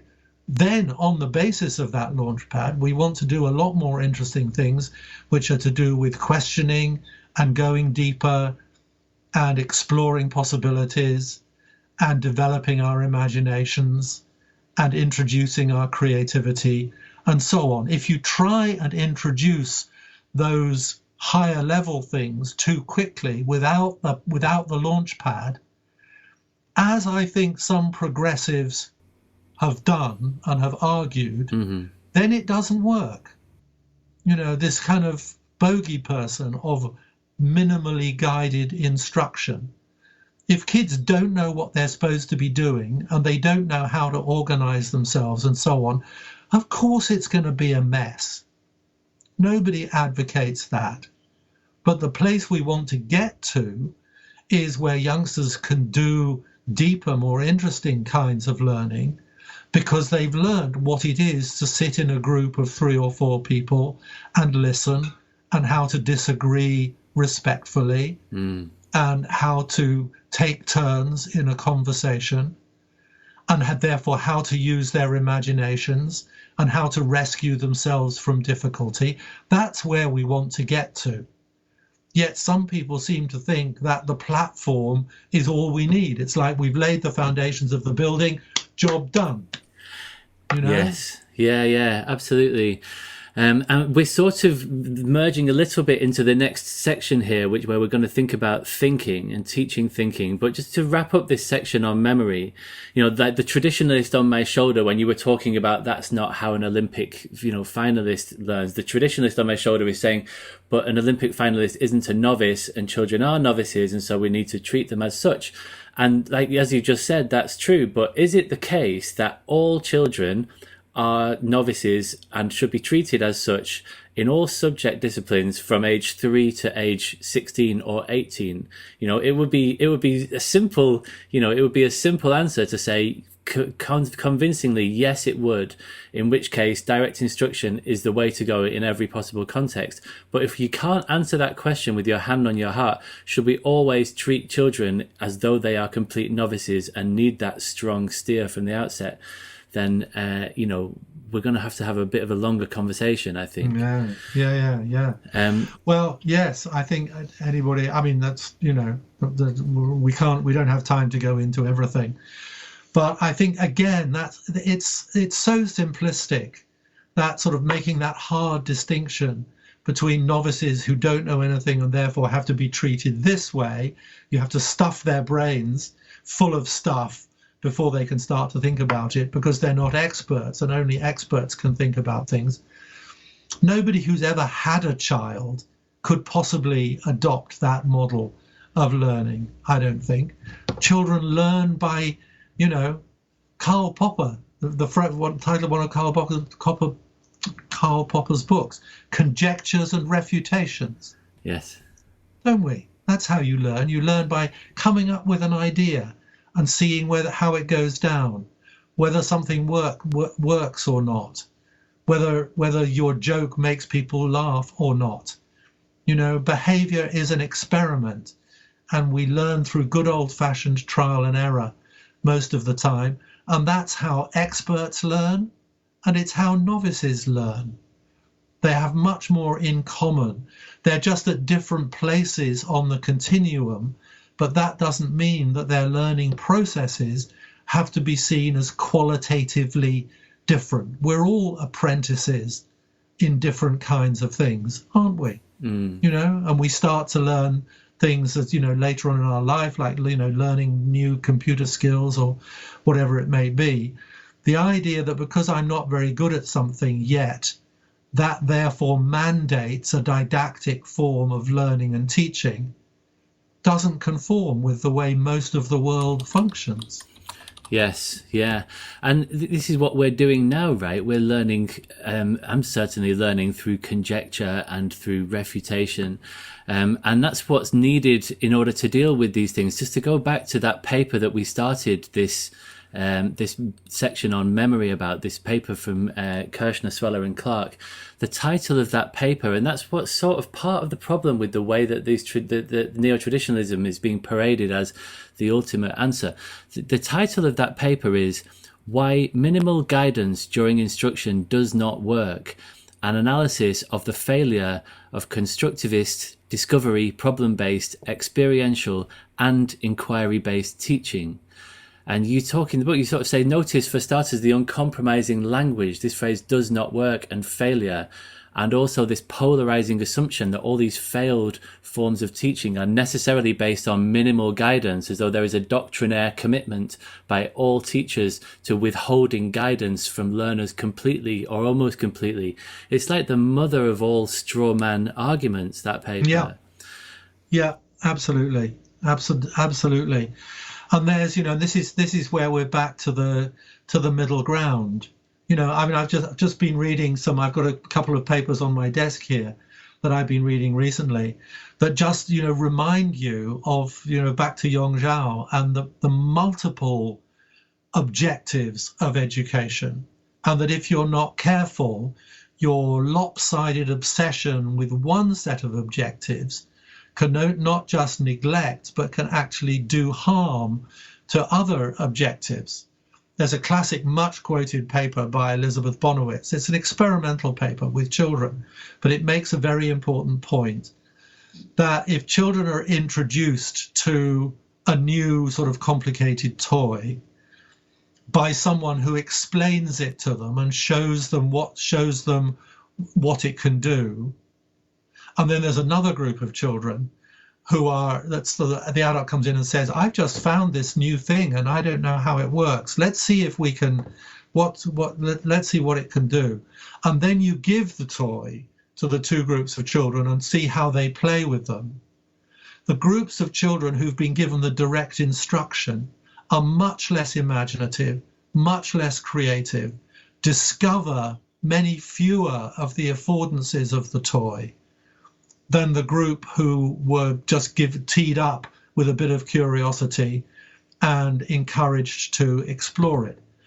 Now, there are certain kinds of learning where there are things that you want people to discover, or they may be rather arcane or complex. So you need a lot of framing and a lot of explaining before you go down that route. But that's not all kinds of learning. That's not every kind of learning. So, back to our example of an hour and a half ago about, you can try and squeeze reading ability out of kids, but it may have the effect of damaging their pleasure in reading. So squeezing children's ability to do one thing with this toy creates the collateral damage of diminishing their curiosity and their creativity when they engage with them. Here's another example of a paper that's just been published in Child Development. The title is Children Persist Less When Adults Take Over. Every parent knows that. don't they? Yeah. Yeah. It's like, you go along, your child's trying to do something, and you very helpfully say, well, perhaps it will be better like this. And if your child's got any gumption, they turn around and yell at you and say, no, Daddy, me do it. Right? You've just robbed them of the pleasure of grappling and struggling with doing something difficult and experiencing the nectar of the pride that comes when you finally did it, when you finally learned to crawl, or your spaceship launched accurately from the thing, or your paper was accepted for the journal. Learning involves this grappling. Here's another article called DIY Productive Failure, Boosting Performance in a Large Undergraduate Biology Course. Undergraduates learn more deeply, they retain the information better if they're required to grapple with something before they're taught about it. Yeah, yeah. It seems less efficient. Oh, for goodness sake, it's much more efficient if I just tell them and just explain them. But it's only within a very narrow definition of efficiency that turns out to be the best form of pedagogy. Only if we neglect other outcomes like deeper understanding or conceptual understanding. Even project follow-through showed that direct instruction is no better than the other forms of instruction which are compared with when it comes to deeper forms of conceptual understanding. Right? It's not the Holy Grail. It's not the gold standard. It's good for some kinds of things, but not for everything. It's good for some kinds of learners, some kind of topics, for some kind of purposes, but it's not the template for all learning.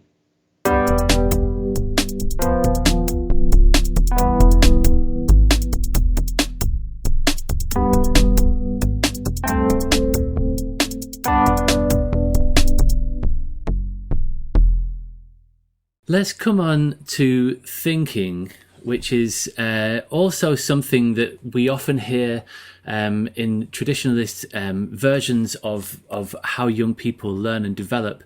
And it's this idea that it's impossible to teach thinking, I think, is probably at the most basic level, that the traditionalist view is that it's not possible to teach thinking, that you teach knowledge, and knowledge sort of somehow gives rise to thinking, or thinking emerges from having strong, rich garden of schema in your long-term memory.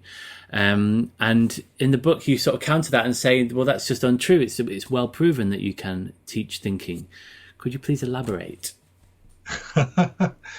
Well, I'm delighted to have discovered, or as I was going through the book, that this idea, I think E.D. Hirsch was the sort of the patron saint of this idea, that somehow or other it's a nonsense, that there are such things called generic skills that we can teach, but we need to unpick several confusions in there. Where shall we start? Well, we can just start with the evidence. Daniel Willingham was originally persuaded of this, that you can't teach thinking, but in 2017 he read work by someone called Sam Weinberg, which showed very, very clearly that across a broad range of different contexts, particularly in online things, there are lots of things that you can teach people which make them better critical thinkers. It's just, it's the idea that this is somehow some logical impossibility is just very weird. For example, it's useful to tell people that when you're trying to evaluate the credibility of a website, there are certain things about the website that it's useful to pay attention to. Are there misspellings? Are there certain features of the way the website is presented? But it's also extremely useful to Google critiques of that website.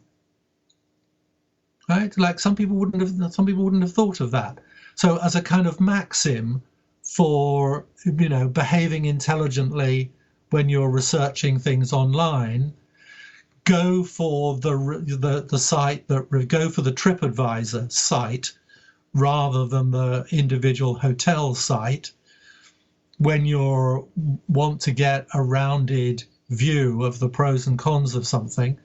Now that's useful. There are all kinds of books that have been written, way back to the early years of the last century. A man called Polya wrote a book called How to Think, which is full of interesting strategies for improving your thinking. David Perkins has written books about this. There are lots of things that you might not have thought of yourself that if you're reminded of them, people call them mind hacks or mindware, things that you can learn which enable you to function more intelligently. Obvs. So that's one thing. Another element of this argument is going back to a point that we made earlier on, this naive idea that the idea of teaching skills is the same kind of thing as teaching the kings and queens of England, right? And therefore they must compete for the same kind of learning space. Not only is it that there are no such things as generic skills, but if we try and teach them, we're detracting attention. This was Hirsch's argument. From feeding kids all the knowledge. There's so much knowledge, cultural capital that they need to have, that anything that distracts from that is detracting. It not just distracts, but it detracts from their ability to cope with the world. So we need to pay attention to that. The other issue here is that it may be the case that you can't just plop. There are areas where you can't just plop generic skills, the disposition for empathy. You can't just teach it to someone and plop it into their mind. But what you can do is gradually disembed that skill from the original context and content and purpose of acquisition. You can peel away the wrapping by doing what David Perkins calls in another of his great books called Making Learning Whole. He talks about the importance of playing away from home.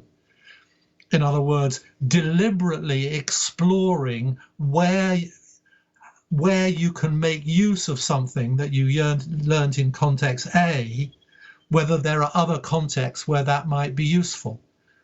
It's a pedagogical strategy. You could say to kids, you've been teaching them something, and then you could say, get together and, for a couple of minutes, think, where else would this skill be useful to you? You can deliberately surface and stimulate the looking for transfer. In other words, learning to disembed the skill. Yes, there are certain skills that are peculiar to maths, which are different from the skills that are peculiar to history. But there are also overlaps and read acrosses from, what resilience in problem solving in maths and history might have in common, as well as what they might be different. And this is where I disagree with my old friend Dylan William, because he very much argued a few years ago that, that problem solving in maths was different from problem solving in history or geography or RE. And that's putting it too strongly. There are differences, but there are also commonalities if you go looking for them. And if you go looking for them, that helps you distill out some kind of trans-situational essence, if you like, of imagination or collaboration or creativity or whatever else you might be looking for. So the challenge is to go looking for forms of pedagogy which encourage that disembedding, encourage those skills to become more generic, rather than presupposing that if we just do a little bit of talking about them and training them, they sort of plop into your head like goldfish in a bowl, and they swim around everywhere and pop up automatically whenever they're relevant. that's a mistake. And if that was the image that was at the back of E.D. Hirsch's mind, then yes, we need to get rid of that image that sort of things become generic easily or automatically. Yes. But that doesn't mean we can't help them in that direction. Yes. Yeah, absolutely. I mean, I've found that quite strange as well, this idea that there is this sort of absolutism against anything that whiffs of being generic, that everything is somehow rooted in particular subject domains. It just seems to not stand up to a moment's considered thought, Mm-hmm. And often this is framed as this idea, you come across this idea from David Geary, this idea of like biologically primary versus biologically secondary knowledge. Yes. And the idea being that biologically primary knowledge is stuff that we are evolved to do, right? And that includes things like recognizing faces and also speaking and listening, and also some sorts of problem-solving analysis, like means-ends analysis. And then biologically secondary stuff is stuff that has come around, for example, in the last few hundred years, like learning to read and write, and things that we didn't do, learning about geography and the kings and queens, right? Stuff that we have not evolved to do. Therefore, it doesn't come naturally. Therefore, we need sort of direct instructions and tough, discipline in order to sort of to get young people to learn this stuff instead. And you can, again, just like with so much of this stuff, you can see the grain of truth in it, right? Yes. It is true that, that people were not able to speak and listen. That they were able to speak and listen to a significant extent prior to, the invention of schools. Mm-hmm. Whereas before the schools were invented, not many people were literate or numerate, right? And so it's clearly the case that there's an element of truth here, but it depends on how you frame it. And the way in which, for example, speaking and listening is often cobbled in with this category of biologically primary stuff. It's as though the idea that it's not possible to teach somebody to speak and listen in more sophisticated ways than that which would just exist in the wild, which is just palpably nonsensical. It doesn't, like I say, it doesn't stand up to a moment's scrutiny. Yet, Geary has been quite influential. There's a discussion of this in the book, which I won't go into in detail now. But he's again sort of blinds you with science. If you read the papers, they're just, I'm pretty literate in reading cognitive science, but a lot of what he wrote just read to me, and maybe I'm missing something here, like a just kind of, a dog's breakfast of psychological concepts thrown together into an article garnered from the last sort of 50 or 70 years of cognitive psychology. Now, I have enough, not complete, but I have enough confidence in my own experience and my ability to read these things to say, hold on a minute, because it's my field, and I can have a look at that and say, is he using these concepts in the way that they were originally meant? Are they But someone, a teacher who has neither the training nor the time nor the inclination, quite rightly, to go into these things, spend like 50 years of my life spent reading this kind of literature, they don't have it.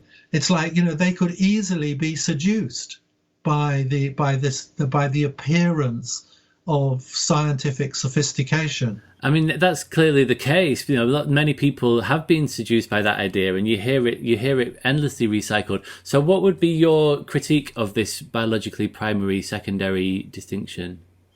I think it's just that it's, again, it's another example of overpolarization. You made the point well yourself, James. It's just, it's like these trying to make these two categories, pull them apart and draw a hard distinction between them doesn't make any sense. And there are, Geary has one point of view as a kind of, evolutionary psychologist.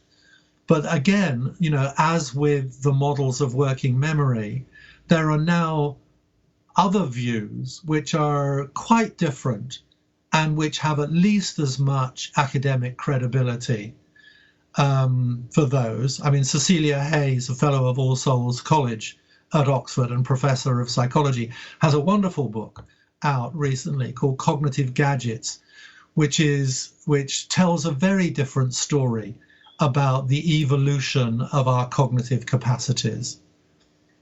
And I'm not going to go into that now, but just, suffice it to say, or who's the other person whose work I've been reading?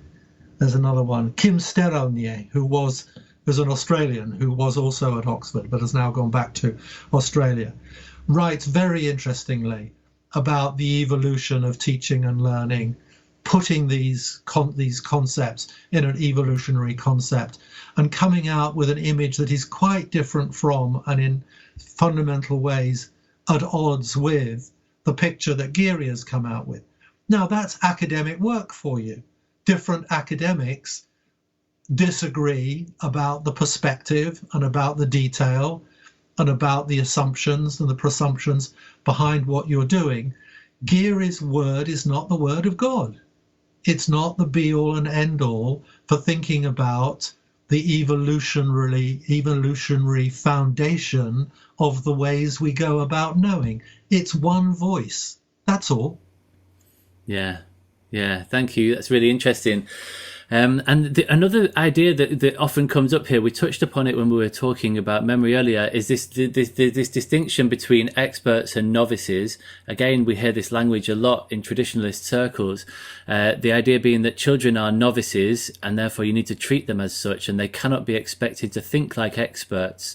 You spend some time in the book talking about this, and essentially the key question here is, how does a novice become an expert? Is it by memorizing knowledge, or is it by doing things like the stuff that you were talking about earlier, conjecture and refutation, trial and error, and apprenticeship, like cognitive apprenticeship? Yes.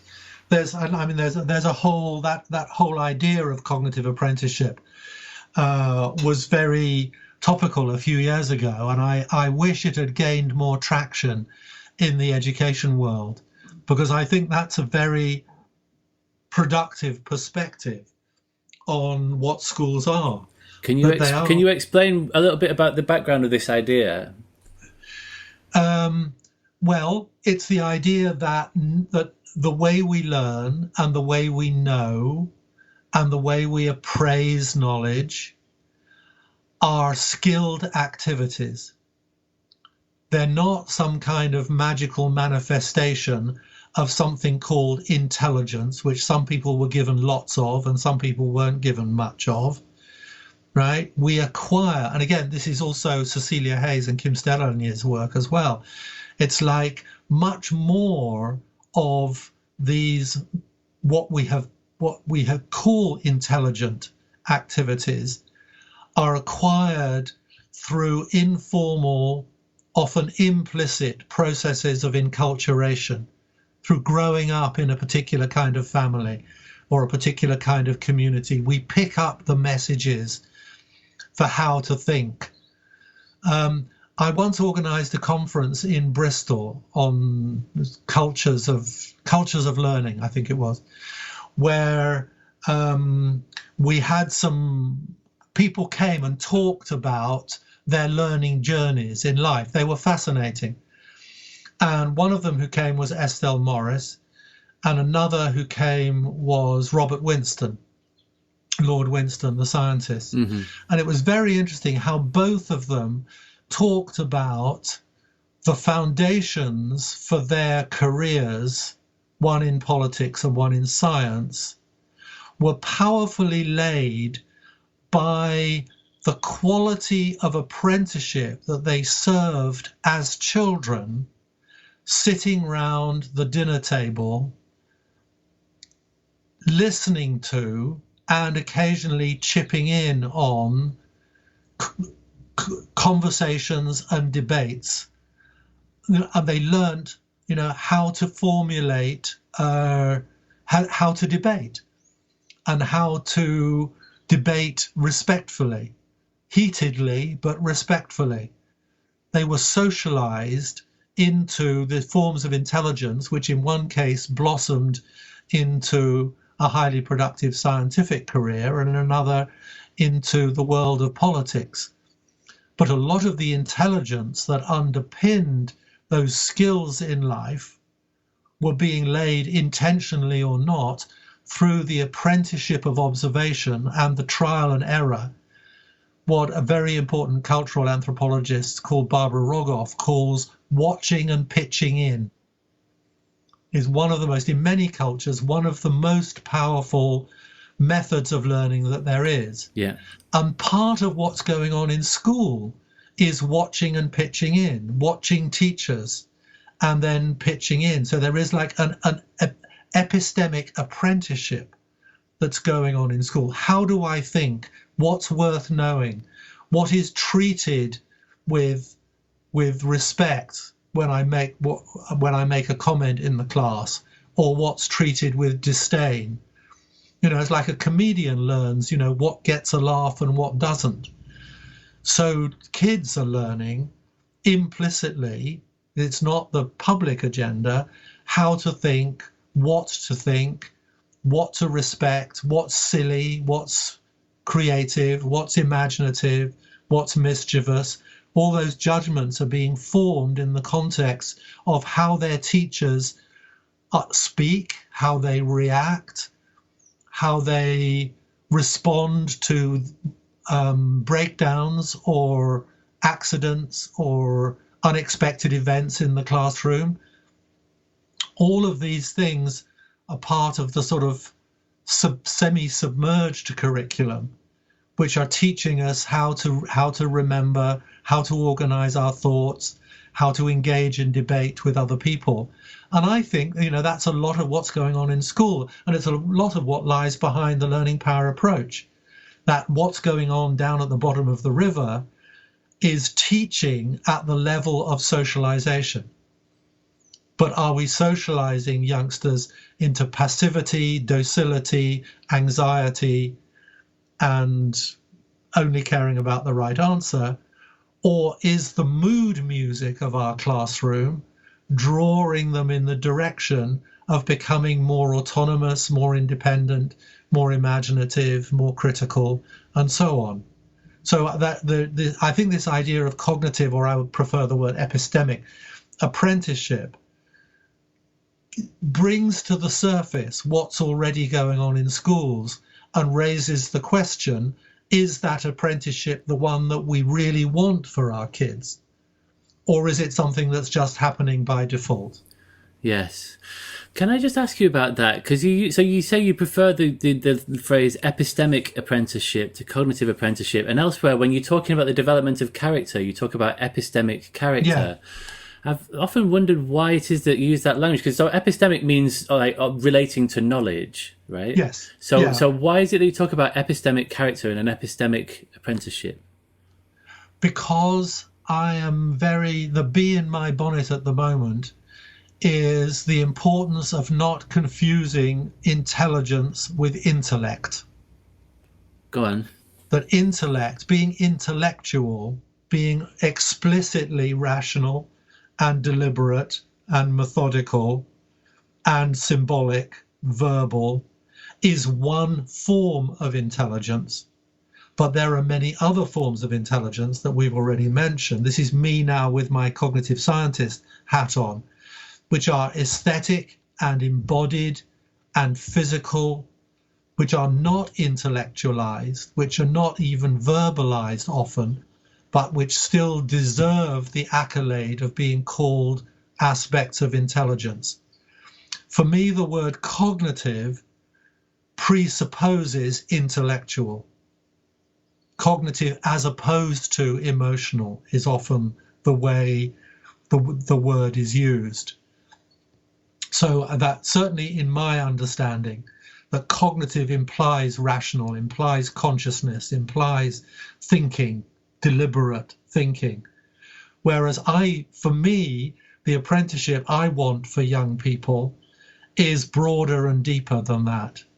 It involves the aesthetic and the practical and the intuitive and the poetic, as well as the explicit and the rational and the tidy.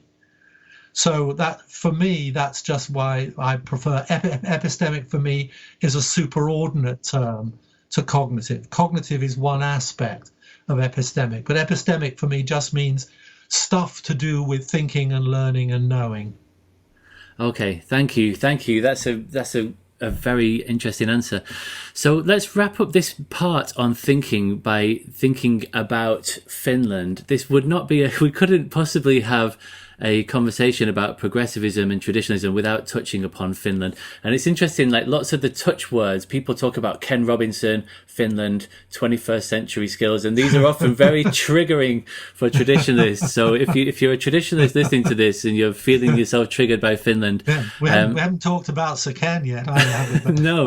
Perhaps we don't have time to do that today. That'll be next time. So Finland is doing a really good job of teaching kids. They seem to be doing a very good job of teaching kids about fake news, about how to live in this very confusing, polarizing, bewildering world where the internet is awash with bullshit, for want of a better phrase, and teaching them how to navigate that, not as a separate thing, but this is something that seems to be embedded in their teaching in mathematics. They're looking at, lies, damn lies, and statistics and so on. In art, they're looking at visual trickery and imagery and deep fakes and Photoshop and so on. In history, they're learning about propaganda, and even in primary, you were talking about how they're taught the difference between misinformation, disinformation, malinformation, and gossip and so on. So what's your take on this, and to what extent has this been applied in other countries that you're aware of, and how can we get on board with this? Has this been a government program in Finland, or is it something that's been sort of seized by the teaching profession? How has this played out? I think there is a national understanding. I mean, this is in a way like the difference of philosophy. And I don't know, I haven't been into this in enormous detail. Pasi Sahlberg has probably written about it, but I haven't read the requisite thing. So I've only read a couple of articles about this, which caught my interest. So I won't swing for what I'm about to say. But I'm pretty sure that this has come about through the intelligent process that we talked about a little while ago, which is the society, or people in positions of power sitting down and saying, this is really important stuff, youngsters need to know about this, not because it's in physics or in the chemistry textbooks or whatever else, but because out in the big wide world it's a matter of personal survival. It's a matter of the survival of individuals, that you have a disposition towards appropriate skepticism when you're online. Who's telling me this? How do I know that they are who they say they are? In whose interests is it that I should believe this? What is this person trying to make me believe? Right? These are critical. It's a critical module that needs to be installed in all young people's brains when they're online, isn't it? It's a module of onboard safeguarding. I'm safer when I'm online if I have those antennae which are quivering and saying, hold on a minute, how do I know? So it just seems obvious to me. And it's a new, there has always been fake news, but it's particularly intense at the moment. So this is for me a particular case in point of what we ought to be doing much more of all around the world, which is taking a deep breath, sitting back in our chairs and saying, what do they really need to know? What do they really need to be able to do? Back to our conversation about what do they really need to know when we were talking about knowledge. So I think my reading of the situation, and this might be somewhat exaggerated on the basis of the articles that I've read, I don't know, that the Finns as a society have said, we need to get this stuff into schools early. This is important. We need to get it into the bone marrow of the way young Finns think, the way they engage with knowledge. They need to be more sophisticated knowledge. What's the word I want? Not just knowledge critics, but weighers of knowledge, and not just accumulators of knowledge. And that should be at least as important, should be really front and center just as much as the transmission of knowledge. Yes. So here's my slogan for the day: no transmission without interrogation.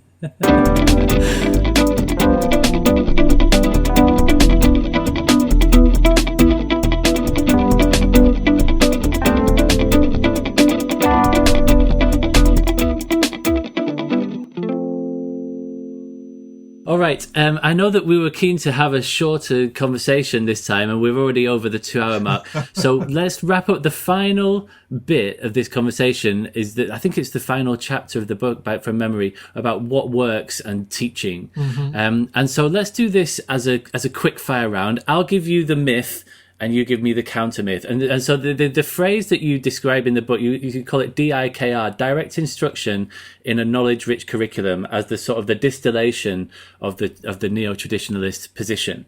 So I'll give you a neo-traditional assertion, and you counter it. And I was joking about this with Kath, because I've often said in the past, this will be a quick fire round, and then each exchange is about 25 minutes.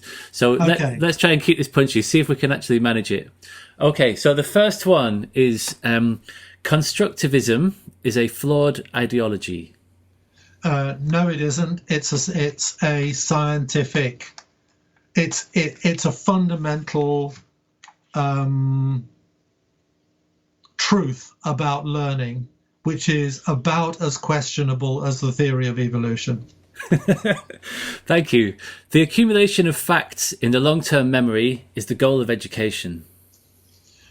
It's one tiny part of the goal of education, and there are other much more important goals than the accumulation of some facts is important, but the development of other aspects of young people's competence is even more important than the accumulation of facts. Thank you. There is a single best way of teaching, as we heard espoused by our friend Gavin Williamson earlier. The method and purpose of teaching does not vary with age. There isn't a single best method of teaching. It depends what you're teaching for. It depends what you value. You have to specify that before you can say what's good practice or what's best practice. And teaching and learning obviously varies enormously with all kinds of things, particularly children's age. So there is no reason why we should assume that a single approach to teaching should be the correct method of teaching for all ages, all kids, all backgrounds, all subjects, and all purposes.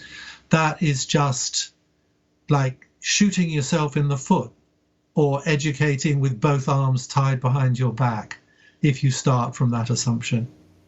Thank you.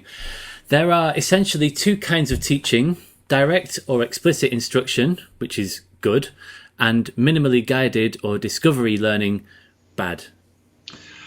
Those are two stereotypes that sit at the opposite end of a whole lot of complicated dimensions and spectra. And the interesting ground for the development of 21st century pedagogy, a pedagogy that transmits knowledge, develops expertise, and builds positive dispositions of learning, the interesting ground is in the middle between those two straw men. Thank you. I'm enjoying this quickfire thing. It seems to be going well. I've got a few more. The next one is project-based learning has been proven to be a waste of time. No, it hasn't. Good teaching involves lots of repetition, testing, and spaced out retrieval practice. Good teaching for a certain small number of very specific purposes makes good use of that kind of disciplined practicing and rehearsal. For most other kinds of learning, it's not the best way of teaching or learning. Research will tell us what works in teaching. No, it won't. Research tells us what is possible. Research fires our imaginations for what the mind is capable of.